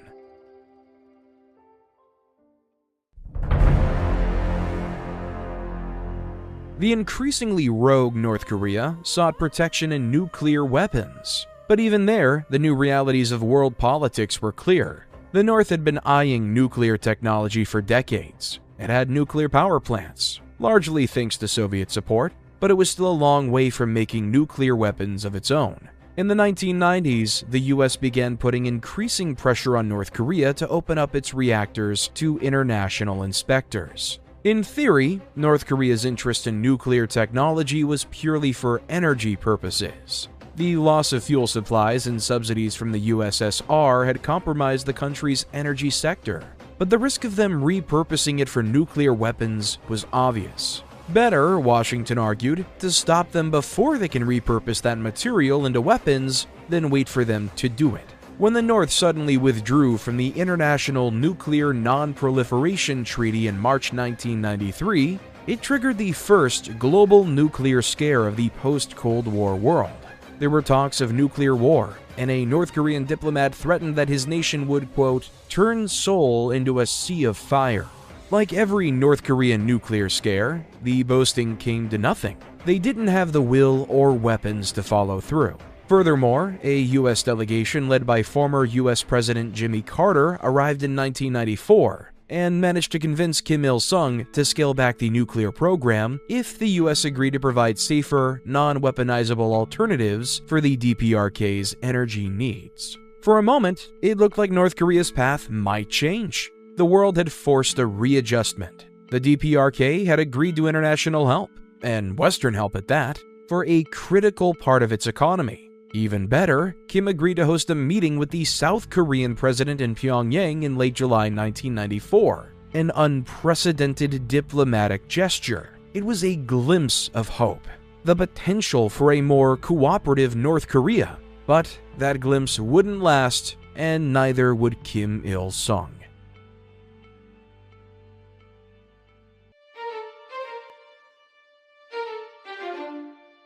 Just before noon on the 7th of July, 1994, 82-year-old Kim Il-sung collapsed at his private residence in Gyeongsang Province. He'd suffered a massive heart attack. The best doctors in the country were flown in to help him, but in the early hours of July 8th, the great leader of North Korea was declared dead. The state had secretly been preparing for his death for years. Arrangements for national announcements, public mourning, and an elaborate funeral were already in place. Still, tradition demanded that his death only be announced 34 hours later. Every North Korean remembers where they were when they heard the news of his death. Neighbors gathered around the only TV in the street to hear the news. Students were called together so the announcement could be made to the whole school. Production lines halted as the news spread through the factories. The 34,000 statues of Kim Il-sung dotted around the country became pilgrimage points for a nation consumed with grief. From the outside, the outpouring of grief for Kim Il-sung's death seems bizarre. Was it all for show? A performative act by people who knew they could be punished for not seeming sad enough? Or was it all genuine? A sign of the thorough brainwashing that North Korea had been subjected to by Kim's regime for the last 40 years? Eyewitnesses vary on their answer. Many people in North Korea had never known life outside of the cult of the Kim dynasty, and the loss of the great leader was an emotional blow that upended their worldview. There were others, of course, who saw him as a tyrant, even if they couldn't voice it. They knew what had happened to friends, colleagues, and family members who had dared criticize him in the past. Supposedly, Kim Il-sung's elaborate state funeral attracted 2 million people to Pyongyang. Video footage showed weeping crowds falling to their knees as the convoy rolled past. Women collapsed into the arms of their husbands as they visited Kim lying in state. Again, it is impossible to draw the line between what was real and what was for show. One person who was definitely on show was Kim Jong-il. For him, the funeral of his father was the first official act of his new regime. Kim was laid to rest in the Kumsusan Palace of the Sun in a glass coffin, where his embalmed body can still be seen by visitors today. he was also made Eternal President of the People's Republic, a symbol of his continual presence in the political and ideological life of North Korea.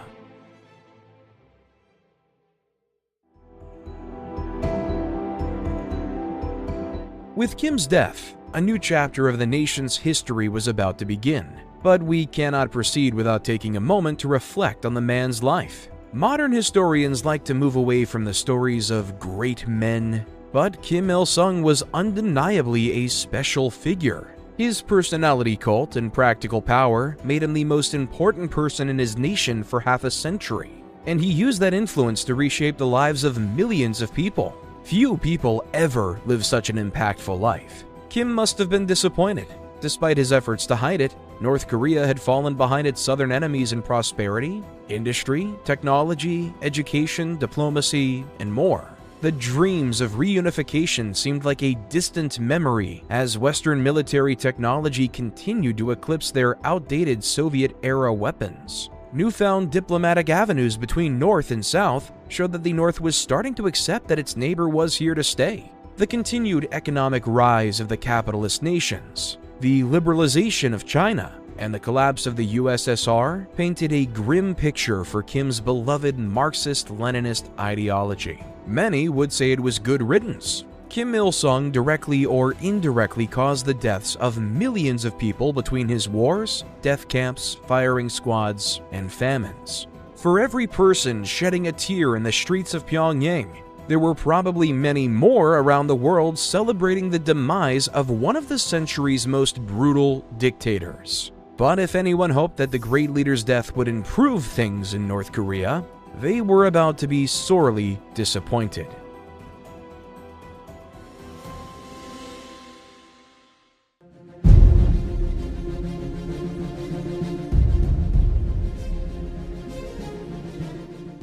Kim Il-sung's death was rather sudden, but Kim Jong-il's rise had been anything but. Kim Jong-il had held an important place in the operation and propaganda of the regime for years. However, he was not his father. He lacked the true revolutionary pedigree and exciting life story of Kim Il-sung.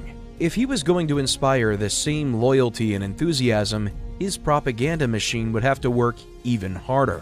As a result, North Korean propaganda churned ridiculous stories about Il's life and skills to make up for his rather uninspiring life story. It was said he was born on a sacred mountain and a new star appeared in the sky to mark his birth, or that his mood could change the weather. According to the propaganda, Kim was a creator and an innovator. He wrote hundreds of movie scripts and operas during his life, on top of the many ideological works that flowed from his pen, like scriptures from the hands of a prophet. But maybe his greatest creation came in the 2000s, when he invented a reward for outstanding students: a piece of meat stuck between two pieces of bread. The West quickly ripped off this stunning innovation and called it a hamburger, but North Korea knows the real truth. Kim was also a peerless sportsman. During his first game of bowling, he hit a perfect 300. Then, of course, there was his legendary golfing talent. Kim hit 11 holes in one in his first round of golf in Pyongyang, and he was so good that he decided to never play again. Why would he need to, when he was already the best in the world? Even his toilet habits were mythologized, or his lack thereof. According to the government, Kim Jong-il never needed to use the toilet or attend to the basic bodily needs that mere mortals dealt with every day. It's likely that North Korean propaganda is bending the truth a little bit. In reality, very little is known about Kim Jong-il's private life. He possessed multiple mistresses and had at least 6 children, although more might have existed out of public view. Despite his image as a staunch North Korean patriot, his undying love of Western films was a poorly kept secret of his private life, and one of the only things we really know about his life behind closed doors. The propaganda made the new Kim out to be extraordinary, but reality was ready to put that to the test.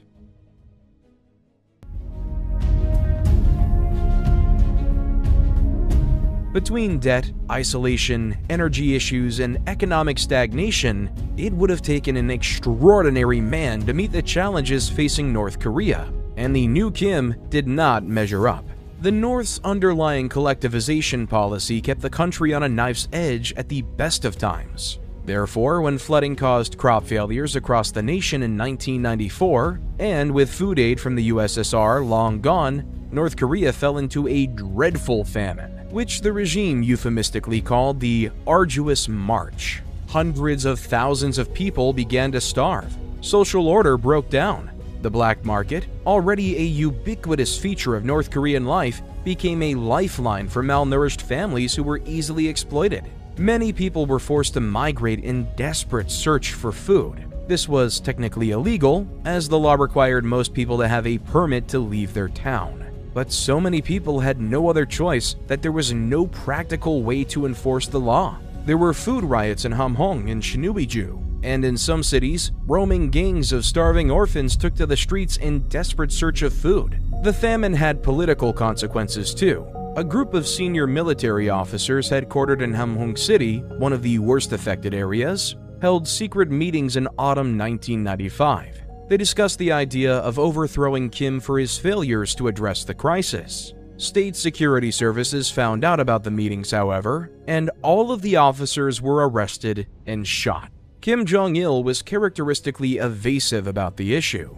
In a December 1996 speech, Kim downplayed the famine as a food problem and was more concerned about the party's reputation than the suffering of his people. He blamed local party officials for failing to properly educate the masses in socialist ideas, which made them less loyal and was leading to social breakdown. He lamented that, quote, "the food problem is creating a state of anarchy," but failed to offer any real solutions to this crisis. Kim was even reluctant to accept food aid from China because he felt it weakened and degraded his country.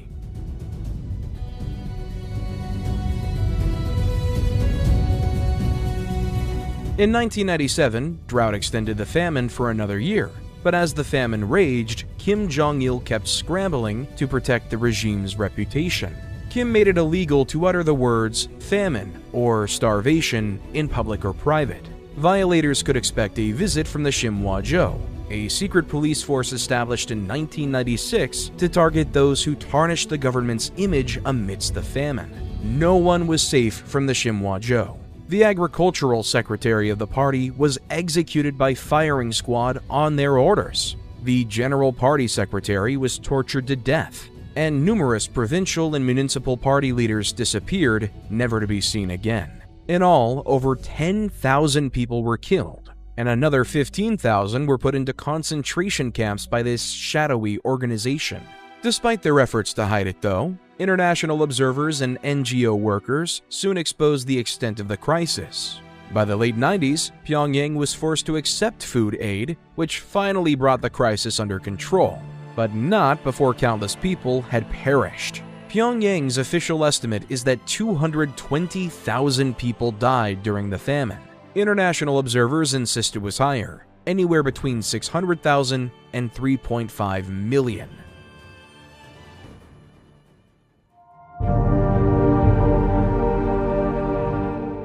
The famine might explain one of the biggest skirmishes between North and South since the armistice. North Korea was always unhappy with the armistice's naval boundary that gave South Korea control over several islands and valuable fishing spots in the Yellow Sea. With North Koreans starving, those fishing grounds looked awfully tempting to the regime.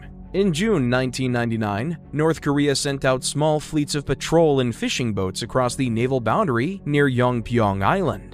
Naturally, South Korea responded with their own patrols, but neither side wanted to restart the war over some fish. For several days, North Korean ships would cross the boundary, antagonize the South Koreans, and then retreat back. Each time, both sides sent a few more ships and started to bring in heavily armed torpedo boats to intimidate their opponents. After a week of this, South Korea launched a bumping offensive.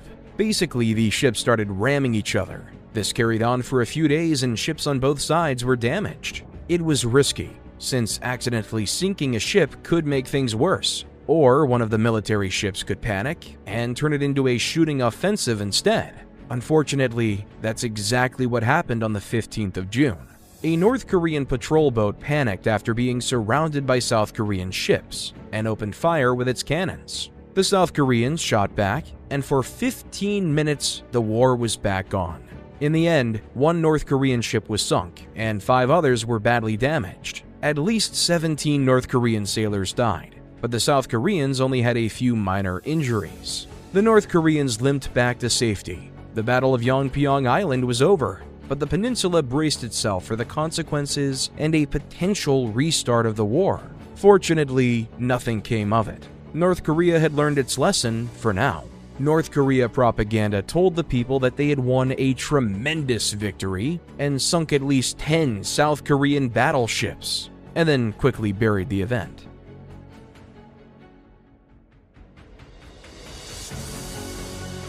The Battle of Yonpyong Island was a poor showing for the DPRK, which must have stung for Kim Jong-il. Although he never served on the front line himself, Il was obsessed with the military. He had been appointed to the Military Commission in 1980 and had been made Supreme Commander of the Korean People's Army in 1991, giving him years of prior experience overseeing military affairs. Kim's enthusiasm for the military was expressed through his ideal of Songun, or military first. Kim placed the military at the center of public life, ramping up military propaganda and placing its needs at the top of government priority lists. By Songun's logic, it was the military, not the common people, who acted as vanguards for the revolution, and it was they who were the key to North Korea's long-term survival. The military became the model for all of society. Military discipline, obedience, and loyalty were to be emulated by all people in all aspects of North Korean life. Propaganda re-centered the soldier and cast all citizens as soldiers in the endless war against the DPRK's enemies.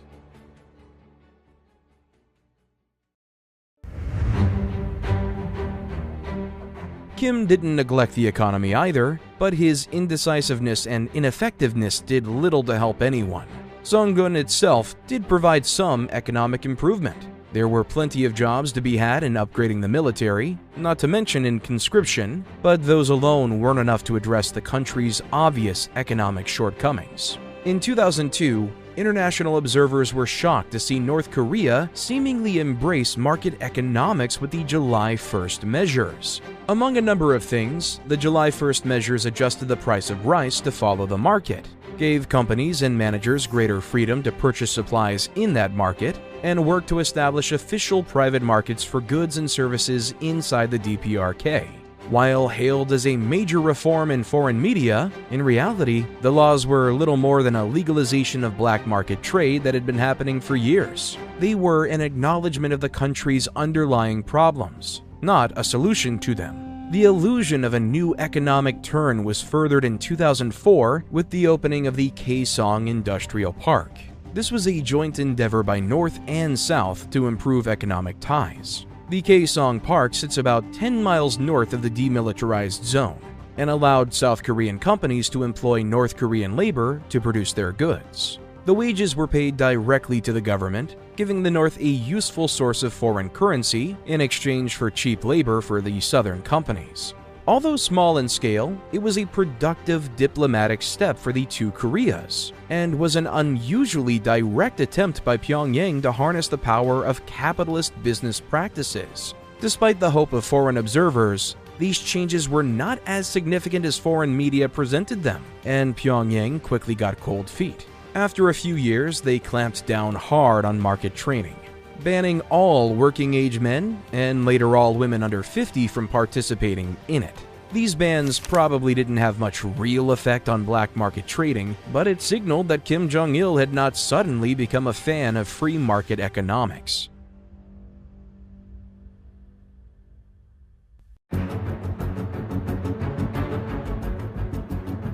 As North Korea entered the new millennium, it found itself increasingly villainized by the world. After 2000, the Bush administration took an increasingly firm line on Pyongyang and turned up their rhetoric. North Korea also faced renewed scrutiny from an international community that saw it as a relic of times past. One driver of this new scrutiny was Lee Soon-ok, a defector who had spent 5 years in a North Korean concentration camp. Her 1999 memoir told tales of forced labor, the torture of prisoners, mandatory abortions, and public executions. In 2002, as part of the Bush administration's harder line on North Korea, she was invited to speak to the US Congress about her experiences there, holding up the dark underbelly of Kim's Korea for the world to see. In 2002, Bush described North Korea, alongside Iraq and Iran, as an axis of evil. In the wake of the 9/11 attacks, the US was wary of rogue states like the DPRK sponsoring attacks on American civilians. Given Kim Jong-il's involvement with terror attacks, such as the bombing of Flight 858, it wasn't an unreasonable concern. The US's allies joined in its caution towards Pyongyang, and neither Russia nor China was strong enough to be an alternative ally to challenge the US, as they had during the Cold War.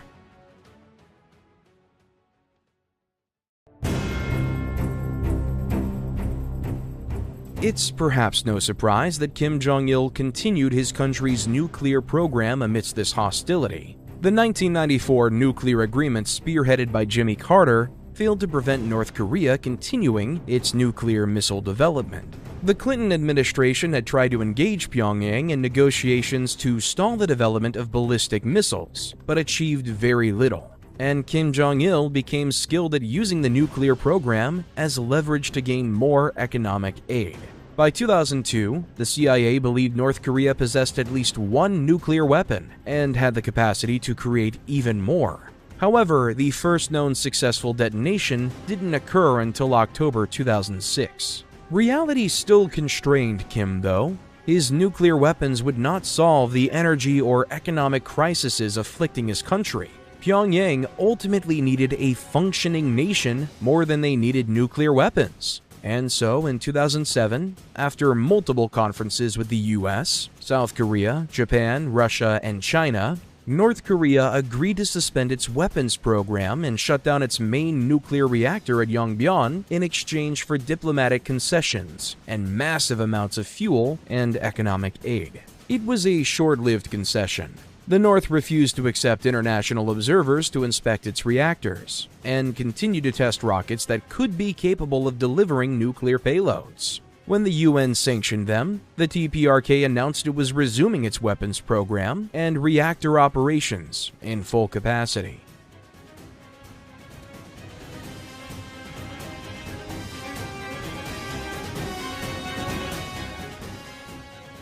The biggest stumble of Kim's regime probably came with the disastrous money reforms in 2009. That year, Pyongyang had the bright idea of reforming the currency. It was standard fare for a communist regime, announced that all existing banknotes will be taken out of circulation and made worthless, and people have a short window to exchange them for new banknotes. However, Pyongyang set daily limits on how much currency people could exchange, which meant that most people would lose money by being unable to convert it in the short time frame. This was intentional. The regime wanted to reduce the money supply to reduce inflation, while wiping out illegal savings made by black marketeers and other criminals. The end goal was for the new 1 won to buy as much as the old 100 won. But economics is not that simple, especially not with Kim Jong-il at the helm. It seems that Kim Jong-il felt the reforms would punish loyal workers. After all, why should they lose money under the reforms? He had a solution.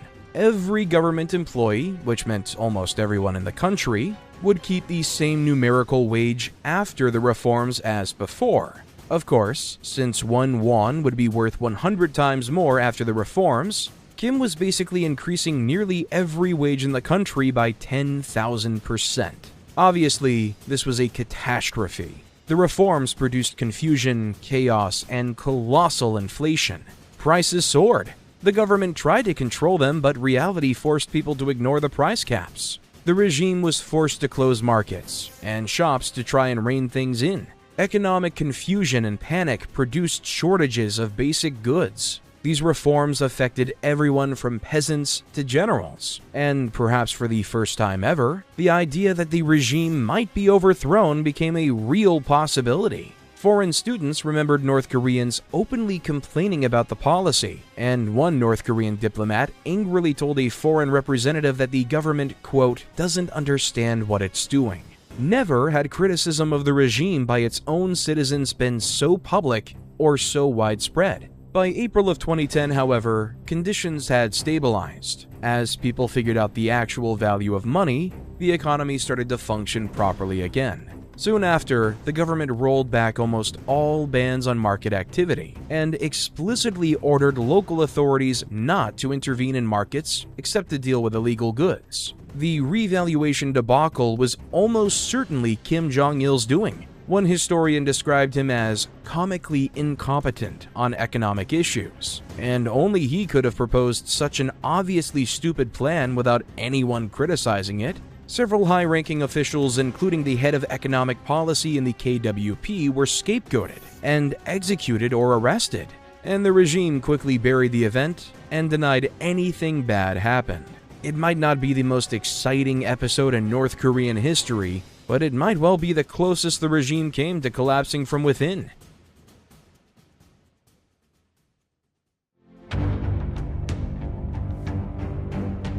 Internal problems did not stop North Korea creating external problems for itself, though. Kim apparently hadn't let go of the dispute over fishing grounds in the Yellow Sea that had spilled over into skirmishes early into his reign. North and South again exchanged fire over fishing rights off Daecheong Island in November 2009, resulting in an uncertain number of North Korean casualties. Given the tension in the area, it was natural for South Korea to keep ships nearby. One of those ships was the ROKS Cheonan. On the night of the 26th of March 2010, the Cheonan was suddenly rocked by an explosion. The shocked crew scrambled to save her, but within 10 minutes, the ship had broken in half and sunk just off the coast of Pyongyang Island. 46 of its 104 crew drowned. South Korean officials scrambled for an explanation. There were no reports of conflict or North Korean ships in the area. An extensive investigation eventually determined that a North Korean torpedo had detonated beneath the ship. Fragments of the torpedo were recovered, and it was concluded that a small North Korean submarine had fired on them. Pyongyang denied the accusation and was supported by both China and Russia. Counter-arguments claimed that the Cheonan had collided with the sea floor and caused damage that led to the sudden explosion, or that it had struck a sea mine. Several academic studies have failed to settle on an explanation, but South Korea and its allies continue to believe that North Korea was responsible.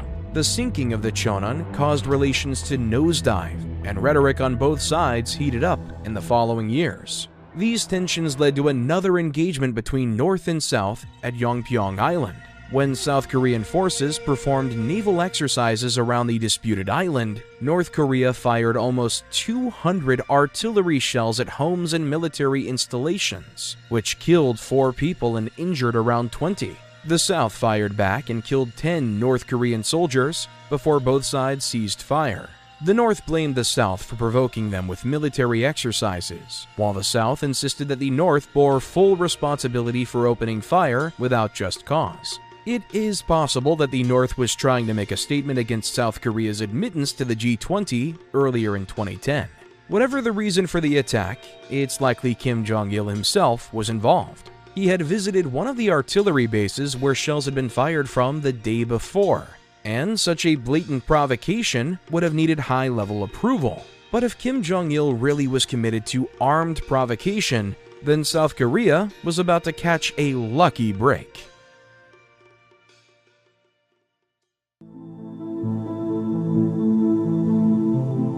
In 2011, death once again struck the Kim regime without warning. On the 19th of December, the government announced the sudden death of Kim Jong-il from a heart attack 2 days earlier. 김정일 동지께서 주체 100 2011년 12월 17일 8시 30분에 현지 지도의 길에서 It claimed he'd been traveling aboard his personal train when he suffered the fatal attack. South Korean intelligence was skeptical of this claim, since their spies reported that his train hadn't moved around the time of his death. But whatever the real circumstances of his death were, have been completely buried by the regime. As with his father's death, the DPRK was consumed with scenes of grief and distress. Crowds wept as they listened to the announcement, and his funeral was an elaborate spectacle for the tearful masses. Once again, how sincere these displays were is up for debate. Kim Jong-il had officially ruled for less than half the length of his father's reign, and unlike his father, had not thrown out any Japanese occupiers or waged any wars against its great enemies. Il's reign was also one of clear economic deprivation, of famine, and of North Korea's further decline into a pariah state, and even the laughingstock of the international community, who only got taken seriously when it threatened to destroy the world, promises it almost certainly couldn't back up. Still, the propaganda machine didn't slow down for his death any more than it did for his life. According to the regime, storms paused and the sky glowed red at the moment of his death. He was given the posthumous internal title of Grand Marshal, a symbol of his focus on the military and a sign of how important the military had become to the regime under his leadership. It was time for a new Kim to take power. But unlike Kim Jong-il, who had almost 2 decades of experience in politics under his belt, the newcomer to the throne was untested, inexperienced, and an unknown quantity for the rest of the world, Kim Jong-un.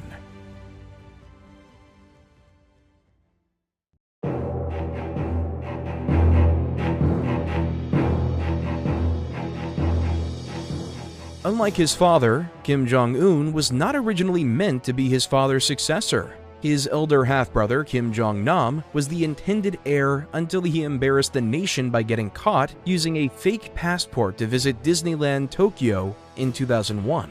The new Kim had actually spent a large part of his childhood outside of North Korea. He spent most of the 1990s being educated in Europe, first in Switzerland and then in Germany. By all accounts, Kim Jong-un was a normal kid. Apparently, he was a quiet but generally pleasant young man, and no one could have expected that he was destined to be a totalitarian dictator. He loved basketball from a young age, and remains a fan to this day, and classmates remember he was into video games too. Kim returned to North Korea to study at Kim Il-sung University, and very little is known about his life until his father suffered a small stroke in 2008. This health scare forced Kim Jong-il to consider succession, and in 2009, word spread through the ranks of the KWP that a new heir had been chosen. Kim Jong-un stepped into the spotlight in late 2010.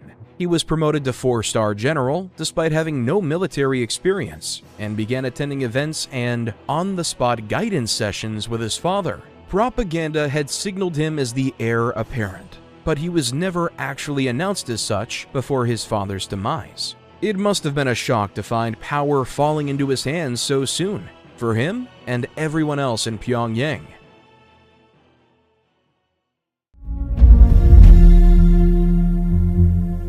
With a little grounding in the running of the country and plenty of foreign experience under his belt, it was no surprise that Kim Jong-un caused a change in North Korean government. A hallmark of Kim Jong-un's tenure has been a pivot away from the military and back towards the party. Party officials, not military officials, have increasingly become the most influential figures in government. The Permanent National Defense Commission was abolished in favor of a State Affairs Commission that focused less on external military threats and more on internal economic and social goals. This change has several root causes. The first might be that Kim Jong-un himself does not have strong military credentials. Unlike his father, who held nominal leadership positions in the armed forces and coordinated foreign operations for military intelligence, Eun's military titles are little more than ceremonial. The decreasing emphasis on the military also reflected a changing world. The prospect of North Korea resolving any of its disputes with military force is more unlikely than ever. Plus, its enemies are now incomparably more advanced than them on the battlefield. There is no reason to expect the military to be the key to a prosperous future for the DPRK. That isn't to say the military isn't still important. Of course it is. However, it is not the absolute priority of Eun's regime as it was for his father, and the generals seem to have lost their place in favor of the party apparatchiks and industrial managers.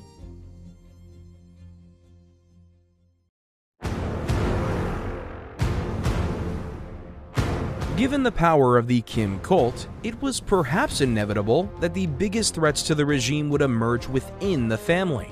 Kim Jong-un came to see one in his uncle, Jang Song-taek. Song-taek was a veteran administrator with decades of experience and many loyal allies in the regime. The prospect of him succeeding his brother, Kim Jong-il, had been a possibility considered by foreign intelligence and, it seems, in the corridors of power in Pyongyang. The old guard of Pyongyang cannot have been thrilled to be led by a young, inexperienced Kim Jong-un, so Jang represented a potential alternative. At first, Jang maintained significant power under his nephew's regime. He took a leading role in diplomatic relations with China and continued to exercise significant influence over policy. However, by late 2012, Kim Jong-un began pushing him out of power. He was moved out of diplomatic affairs and excluded from national security meetings. The breaking point appears to have been over fish. Jang and Eun had a falling out over control over fisheries in the Yellow Sea. Details are vague, but the New York Times reported that gunfire was exchanged between forces loyal to Jang and those loyal to Kim Jong-un. Shortly after, Jang was stripped of his post, accused of treason, and arrested. A scathing 3,000-word statement declared Jang a traitor who worked to undermine the DPRK for decades. He was accused of countless crimes, ranging from conspiracy to corrupt the youth, right down to half-heartedly clapping. Jang was executed by firing squad on December 12, 2013. Some of Jang's allies also fell from grace, most harshly of all, the deputy security ministers. Oh Sang-han, who was burned to death with a flamethrower in 2014. It was the most high-profile purge in the DPRK's history, and a powerful statement of Kim Jong-un's power, which showed that he was no less ruthless than his predecessors.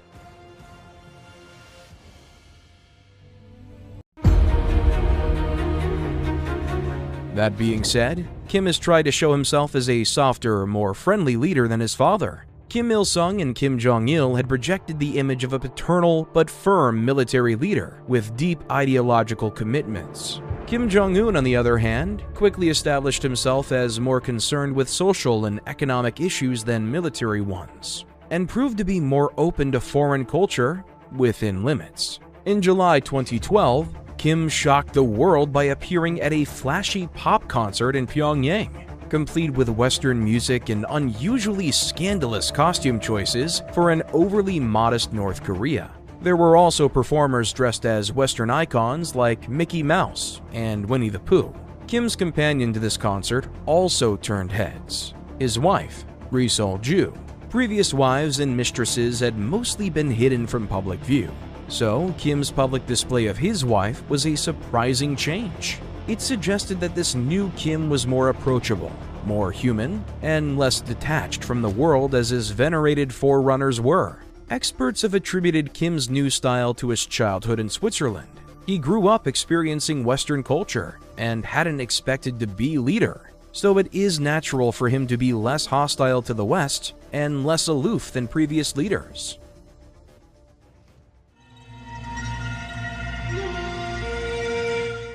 Nowhere has Kim's differences in attitude been more apparent than in his love of basketball. Kim's obsession with basketball has been lifelong. Schoolmates recalled that Kim was an enthusiastic basketball player and was often found sketching pictures of Michael Jordan in class. While he was generally shy, Kim was an entirely different person on the court, being more confident and competitive when playing than he ever was in regular life. Apparently, he had a room in his apartment in Germany filled with NBA merchandise and photos of famous players like Kobe Bryant. Unlike his father's love of Western films, however, Kim Jong-un has not been shy about showing his love for this iconically American game to the public. In 2013, legendary basketball player Dennis Rodman was surprised to receive an invite from Kim to visit Pyongyang. Rodman accepted and traveled there with several other players and a pack of journalists. This was the start of one of history's most bizarre friendships. Rodman has visited Kim several times, and the two enjoy a good relationship.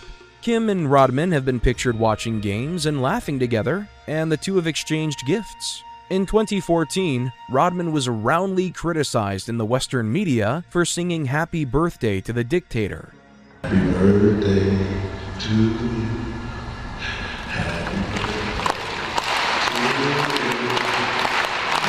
Happy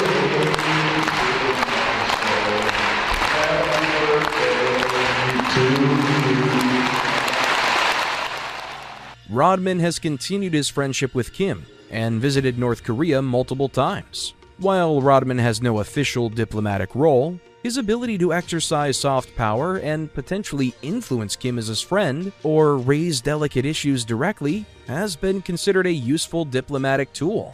Although Rodman does not appear to have achieved any diplomatic progress with this friendship, it remains one of the most unusual anecdotes in the history of an already unusual country.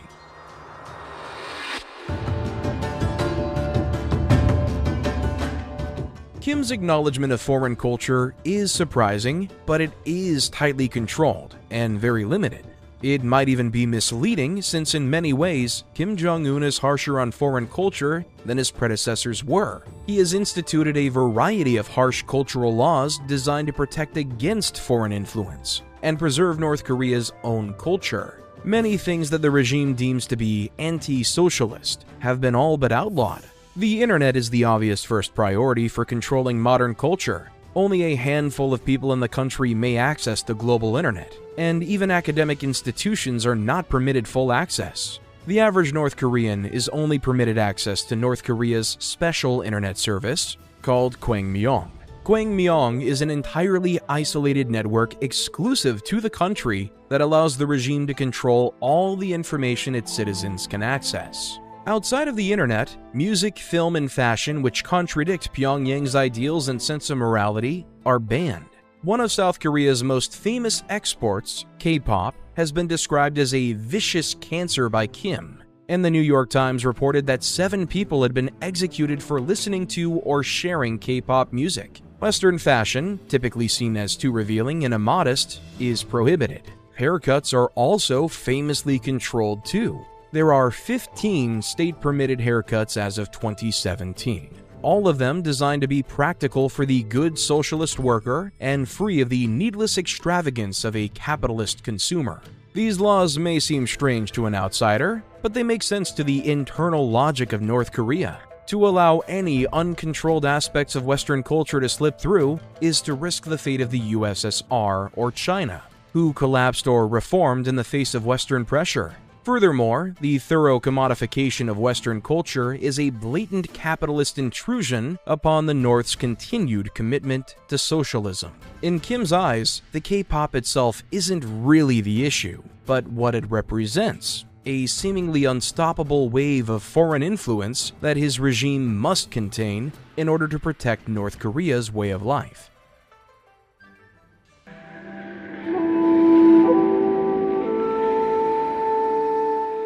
So, what does life look like for an average North Korean today?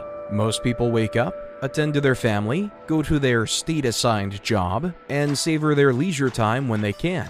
Propaganda speakers blare in the background, and state-mandated events or holidays occasionally disrupt life. But the average day for a North Korean citizen is not some alien venture. The average North Korean is far poorer than the average Westerner. They do not have access to the same diverse range of food, heaps of modern technology, fancy clothes, or other luxuries. As of 2019, just 26% of households had access to electricity, rising to just over a third for those in urban areas. Some of the larger cities have also seen increased automobile ownership in recent years, although the average rural family will never own a vehicle. Some of these more rural areas are truly undeveloped. Isolated villages might not even have running water, let alone electricity. Although most people live in relative poverty, there is a growing middle class in the big cities. A comfortable lifestyle with expensive restaurants and apartment stores are increasingly available to the middle classes, even if that middle class is a small percentage of the population. The contrast between rich and poor can be astounding. Defectors have always stressed that, above all, North Koreans are normal people too. The regime and its ideology are more prominent in their life than such things are for most people, but they fade into the background in the day-to-day. Like everyone else in the world, the average North Korean is more concerned about their family, their job, their love life, their friends and hobbies than they are about the ideological mission of their country. Many may believe wholeheartedly in it, and some certainly oppose it, but most people fall somewhere in between. As long as they can live their lives, politics is a secondary concern.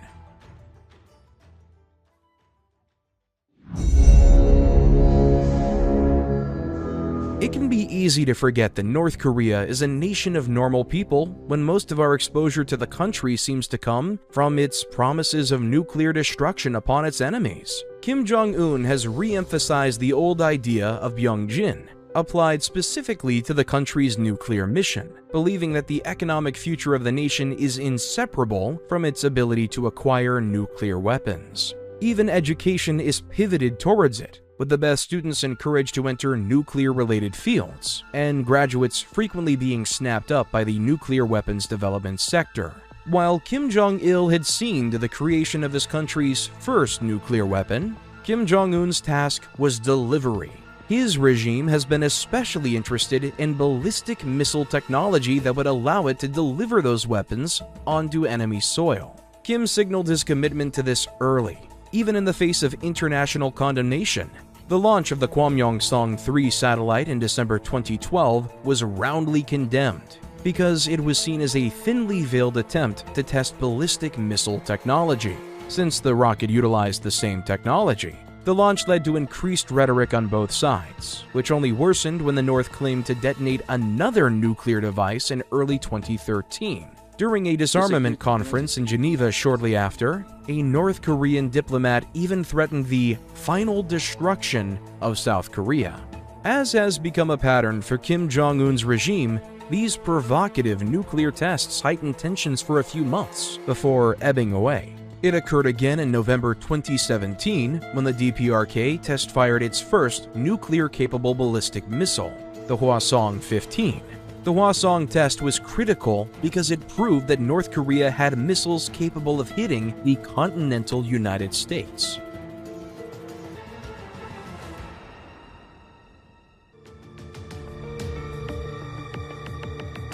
While its nuclear program grabs headlines, arguably Pyongyang's most potent modern weapon is cyber warfare. Even Kim Jong-il was conscious of the power of new technology and supposedly once said, quote, "If the internet is like a gun, cyber attacks are like atomic bombs." The North's cyber capabilities are nothing to scoff at. Pyongyang maintains an army of talented hackers that strengthen the regime in many ways, from running international scams to steal money, to hacking into foreign military databases to pillage data. A 2019 UN report estimated that North Korea had raised $2 billion from this type of cybercrime. Most people in the West first realized the power of North Korean cybercrime in 2014 when Sony released the Seth Rogen and James Franco comedy The Interview, a film where the clumsy heroes must infiltrate North Korea and assassinate Kim Jong-un himself. Pyongyang was furious, calling it provocative insanity and a most blatant act of terrorism and war. In response, DPRK hackers broke into Sony's systems, leaking emails, salaries, scripts, and even whole films that hadn't been released. The entire company was crippled for days in what President Obama denounced as an act of cyber vandalism. A more elaborate and damaging cyber attack occurred throughout 2015, when hackers spent months infiltrating the Bangladesh National Bank. They spent months creating backdoors into systems that allowed them to place withdrawal requests for massive amounts of money.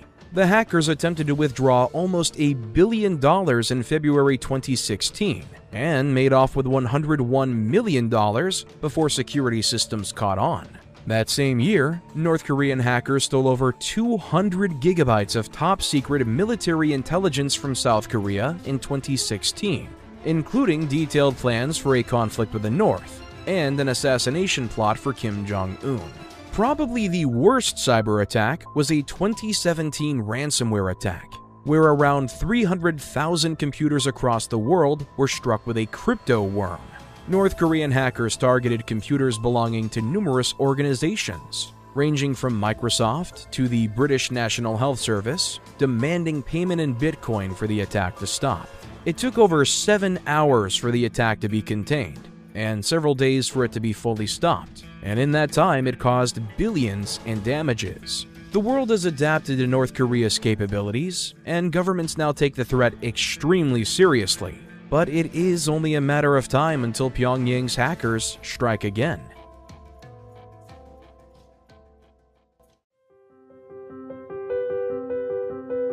Of course, building that hacking network requires education, and that is something that the regime has also taken seriously since its inception. Universal education was put in place in 1959, guaranteeing up to 11 years of free education, including costs of uniforms, textbooks, and other necessities for all children. Official statistics assert that almost all children are enrolled for education in North Korea, and while some surely slip through the cracks, all evidence supports the idea that education is one area that the DPRK has succeeded with. In 2012, Kim Jong-un expanded and adjusted that education provision. Now, the state guarantees 12 years of education on a 6-3-3 system of 6 years in elementary, 3 in middle school, and 3 in high school. Of course, propaganda is a big part of that education. The history of the revolution and the deeds of the Kim dynasty are mandatory subjects in school, but North Korean children also receive a robust education in literacy, mathematics, and other subjects that stand up to the education available in most developed countries. Higher education is more limited. Being so closed off, North Korea has a small community of academics and very little chance to participate in global academic debate. Higher education therefore focuses on producing practical skills, especially in fields that have military applications. The peak of the higher education period is Pyongyang's Kim Il-sung University. With 16,000 students, it is by far the largest and best-funded university in the country. In recent years, Kim Jong-un has opened the country to limited academic exchange. Several hundred students, mostly Chinese, are permitted to study in North Korea, although they are closely watched. Increasingly, the most exceptional and trustworthy North Korean students have been granted permission to study abroad. The regime has long recognized that North Korean education cannot match that available elsewhere, or else Kim Jong-un himself would have been fully educated in-country. And these students offer a chance to bring foreign knowledge and skills back for the benefit of the DPRK.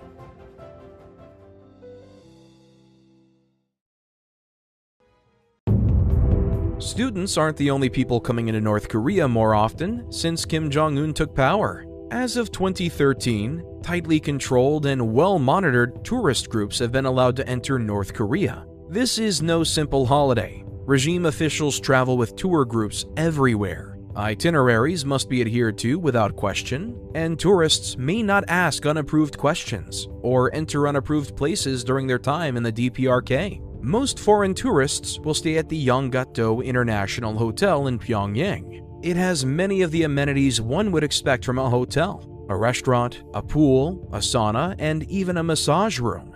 Guests might find it hard to relax though. It is generally accepted that the authorities spy on every guest, and the entire 5th floor is strictly off-limits to tourists, where many believe the North Koreans oversee surveillance of the guests. Tourists are ushered to carefully prepared propaganda sites around the country. These include the giant statues of the Kim family, great projects like the Nampo Dam, and a series of resorts, aquatic parks, and other tourist sites constructed in recent years. Despite the propaganda hurled at them, tourists report that the North Korean people are generally friendly and somewhat curious about foreigners. They are still careful not to utter anything that will send them to a concentration camp, but tourism has allowed North Koreans to see that those beyond their borders aren't the destructive monsters that state propaganda depicts them as.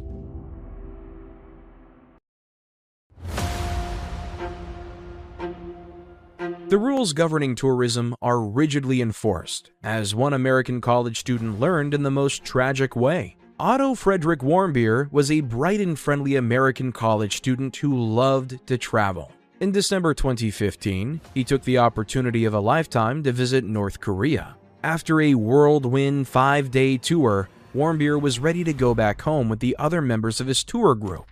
However, as he waited in the terminal, 2 North Korean soldiers approached him and took him away. Warmbier's life and that of his family were about to change forever. Warmbier was accused of stealing a propaganda poster from Yonggak-do Hotel. This is extremely illegal in North Korea and is seen as an attack on the regime. No one knows what Warmbier experienced in captivity. All we have is a confession where Warmbier claims that the US government put him up to the crime and had manipulated him into attacking the DPRK. The absurd confession didn't save him, and Warmbier was sentenced to 15 years in a labor camp. How I was used and manipulated. Please, act to save me. Please save my life. The US government continued to negotiate for Warmbier's release, and finally got it 17 months later in June 2017. But something was horribly wrong. The North Koreans informed them that Warmbier had fallen into a coma back in April 2016. They blamed food poisoning. Warmbier was breathing, but was completely paralyzed and unresponsive, and was only kept alive with a feeding tube. Warmbier was flown back to the US, but there was nothing anyone could do. Doctors believed his brain had been deprived of oxygen, causing permanent brain damage. One suggestion was that the North Koreans used water torture on him. Other Americans who had been in North Korean captivity had suffered it, and one man admitted to seeing a young American boy matching Warmbier's description, left unconscious and covered in water, being dragged through a prison. With no hope of recovery, Warmbier's feeding tube was removed on June 19, 2017. The US government condemned North Korea for his death, but the regime played the victim. They called the news reports a smear campaign, and said that they had only ever shown mercy to a, quote, criminal of the enemy state.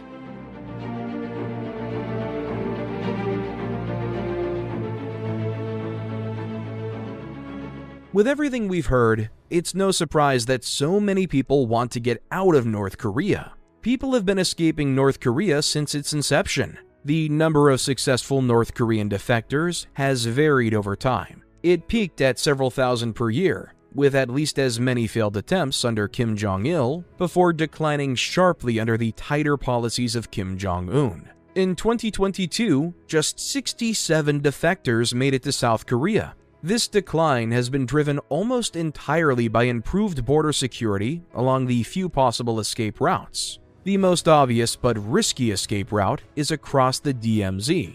The border with South Korea is watched carefully by soldiers, and is covered in barbed wire fences, watchtowers, and even minefields. An alternative route is across the northern border with China. This border is watched too, with barbed wire and guard patrols covering huge parts of the border, but not all of the terrain can be easily watched. Mountainous passages and sheer cliffs offer a chance to slip by unnoticed.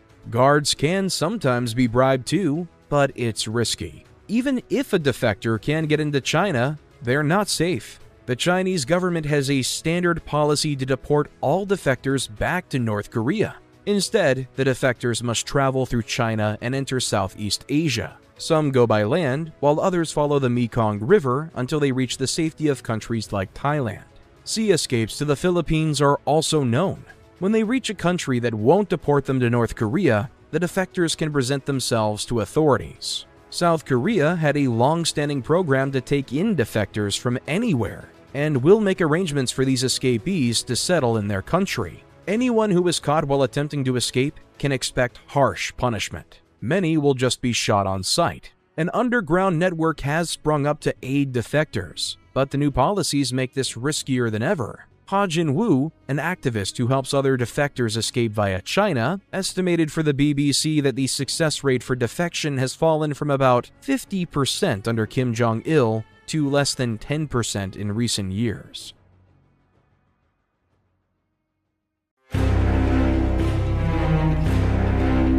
In reality, there is little hope of safety or escape from the regime, not even for the leader's own brother. Kim Jong-un's elder half-brother, Kim Jong-nam, lived a mostly private life, traveling around the world since being passed over as heir. He lived in several places around the world and enjoyed a comfortable life thanks to his family's wealth. However, he was candid in his criticism of his half-brother's regime, telling one Japanese journalist that, quote, "Without reforms, North Korea will collapse." Nam's frankness and his brother's vengeance caught up with him in February 2017. While waiting for a flight at Kuala Lumpur Airport in Malaysia, two women approached Nam. One threw a bottle of liquid at his face, while another covered his mouth with a damp cloth. After a brief scuffle, the two women ran away, and Nam immediately suspected he'd been poisoned. Nam was right. The women had attacked him with a VX nerve agent, a highly illegal chemical weapon that is banned in most countries. Nam rushed to get medical aid, but within 20 minutes, he was dead. It did not take long to determine his identity, and authorities were quick to conclude that this was an assassination. The two women were identified as a Vietnamese citizen and an Indonesian citizen, but when they were questioned by police, they claimed they knew nothing about a nerve agent. Both women claimed they'd been approached to take part in a prank show and had performed several pranks on unsuspecting people before this. It is believed that Kim Jong-un had a standing order for his half-brother's murder.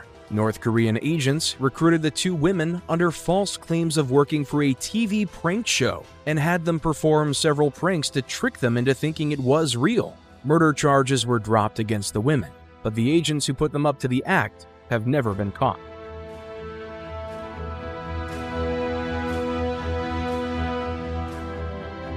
Clearly, dealing with North Korea is always a delicate and dangerous endeavor. Naturally, the election of the very undelicate Donald Trump as US President in 2016 caused some concern regarding the Korean issue. Kim Jong-un did not give up his nuclear tests in the face of this new, unpredictable leader, and Twitter became the bizarre new avenue for Trump's unique brand of diplomacy, where he famously threatened North Korea's Little Rocket Man with his much bigger and more functional nuclear button. We do not know what North Korea thought about this new approach. However, following heightened tensions from the Hwasong missile test in 2017, Korea's diplomatic tune suddenly changed. The North sent a delegation to the Winter Olympics in Seoul in early 2018, and extended an invite to the South Korean President Ban Ki-moon to visit the North. The leaders of both Koreas also met at the demilitarized zone and agreed to work towards denuclearization of the peninsula. This was followed by an agreement between Kim and Trump in Singapore in June, where Trump echoed the commitment to denuclearization and agreed to scale back military exercises as a sign of goodwill. Maybe it shouldn't be a surprise that such an unusual president would be the key to making progress with an unusual nation. In June 2019, Donald Trump and Kim Jong-un had an unprecedented meeting at the DMZ, where they discussed plans for further de-escalation and additional talks in the near future. For a while, things seemed to be looking up. Unfortunately, these talks broke down in October 2019, and a hope for a new age of North Korean relations collapsed. Kim was not ready to make concessions on the nuclear issue, and he soon resumed his tests, in spite of American and South Korean protests. Once again, the nation would retreat inwards, continuing to cut itself off from the outside world and maintaining its own tightly controlled bubble, where its citizens' abilities to move, work, or even voice opinions was restricted in the name of collective security. Little did anyone know, this state would soon describe most of the world.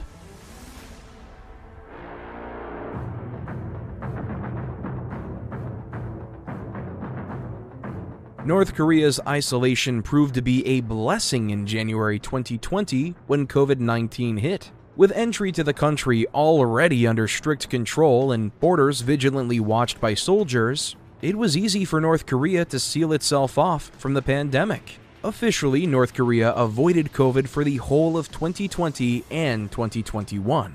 Outside sources are skeptical that it was completely free, but no evidence of any widespread pandemic exists for the first 2 years. In fact, not much evidence for anything exists for those years from North Korea. Foreign governments had bigger concerns, and the North had no interest in opening up and letting the virus through, so we know even less about what happened there than we usually do. We do know that North Korea took COVID extremely seriously. Strict lockdowns were put in place, and thorough quarantine procedures were established for anyone with symptoms resembling COVID.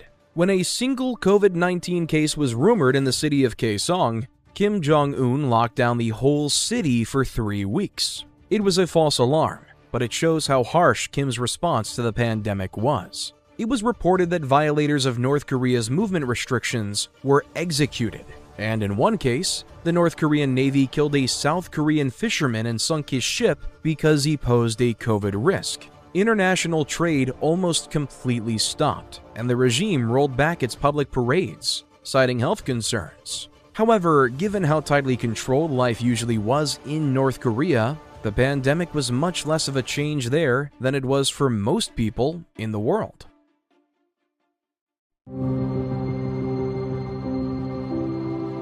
However, these measures weren't enough to escape entirely. North Korea announced its first COVID case to the world on the 12th of May, 2022. The government declared a national emergency, and Kim issued a statement saying that the nation faced its greatest challenge since the revolution. With reports of starvation due to food shortages on top of North Korea's poor medical system, outside observers feared a catastrophe. The fact that Pyongyang had turned down multiple vaccine offers was also a big concern. North Korea insisted that other countries that needed them more get them first, although some saw the stubbornness of Juche ideology at the core of their refusal, and there were fears that this decision would backfire. Fortunately, North Korea only faced the much less deadly Omicron variant. What happened next is up to whether you trust government statistics. Although almost 5 million cases were reported in a matter of months, hitting 20% of the country's population, only 74 people were reported to have died, and the pandemic fizzled out by September.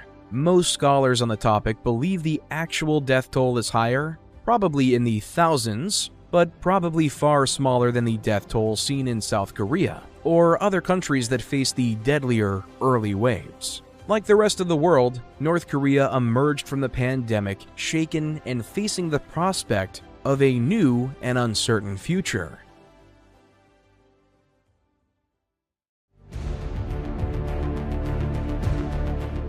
"2023 has been a relatively quiet year for North Korea. It has continued its missile tests and issued its usual blustering statements about destroying the US and South Korea if they provoke them, but nothing out of the ordinary. In May, they tried to launch their first spy satellite based on technology from its ICBM project, but the rocket crashed into the sea after launch. They tried and failed again in August, and will no doubt try further tests in the future. North Korea grabbed headlines in late July with the rare defection of a US soldier across the border. Private Travis King was stationed in South Korea and was taking a walking tour of the border when he suddenly ran away from his group and crossed into North Korean territory. King, who is black, blamed racism and mistreatment in the US for making him defect. In truth, it probably had to do with him facing punishment for an assault he committed in South Korea. King was released back to US custody in September, and his fate is yet to be decided.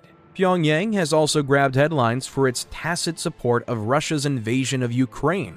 Kim Jong-un met Vladimir Putin in September to discuss the possibility of supplying weapons for the war effort. Kim, like Putin, sees the conflict as a proxy war against its great enemies in the United States and NATO. Things are quite different today than from the 1950s, but Pyongyang and Moscow still see themselves as allies in an endless confrontation against the capitalist Western powers. Whether that war ever comes, and whether the Kim regime will be around to see it, is anyone's guess.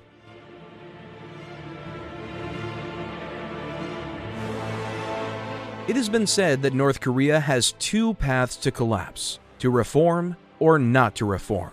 To continue unchanged will inevitably bring about collapse as the world leaves it behind, but mismanaged reform that doesn't do enough or does too much too quickly risks toppling the system altogether. Back in 2011, Kim Jong-Nam, who might be expected to have known a thing or two about his family's regime, commented that the North Korean leadership is stuck in a bind. Without reforms, the country's economy will go bankrupt. But reforms are fraught with the danger of systemic collapse. Kim Jong-un seems to be trying to forge a middle path. Kim's internal shift away from military power, his openness to tourism and education, and his embracing of modern technology and some limited foreign culture hint at a prospect of change. However, the ever tighter grip the regime wields over its people, its stronger border enforcement, and its continued nuclear threats show that Pyongyang is far from ready to set aside its old ways and seek a new path of peace and cooperation.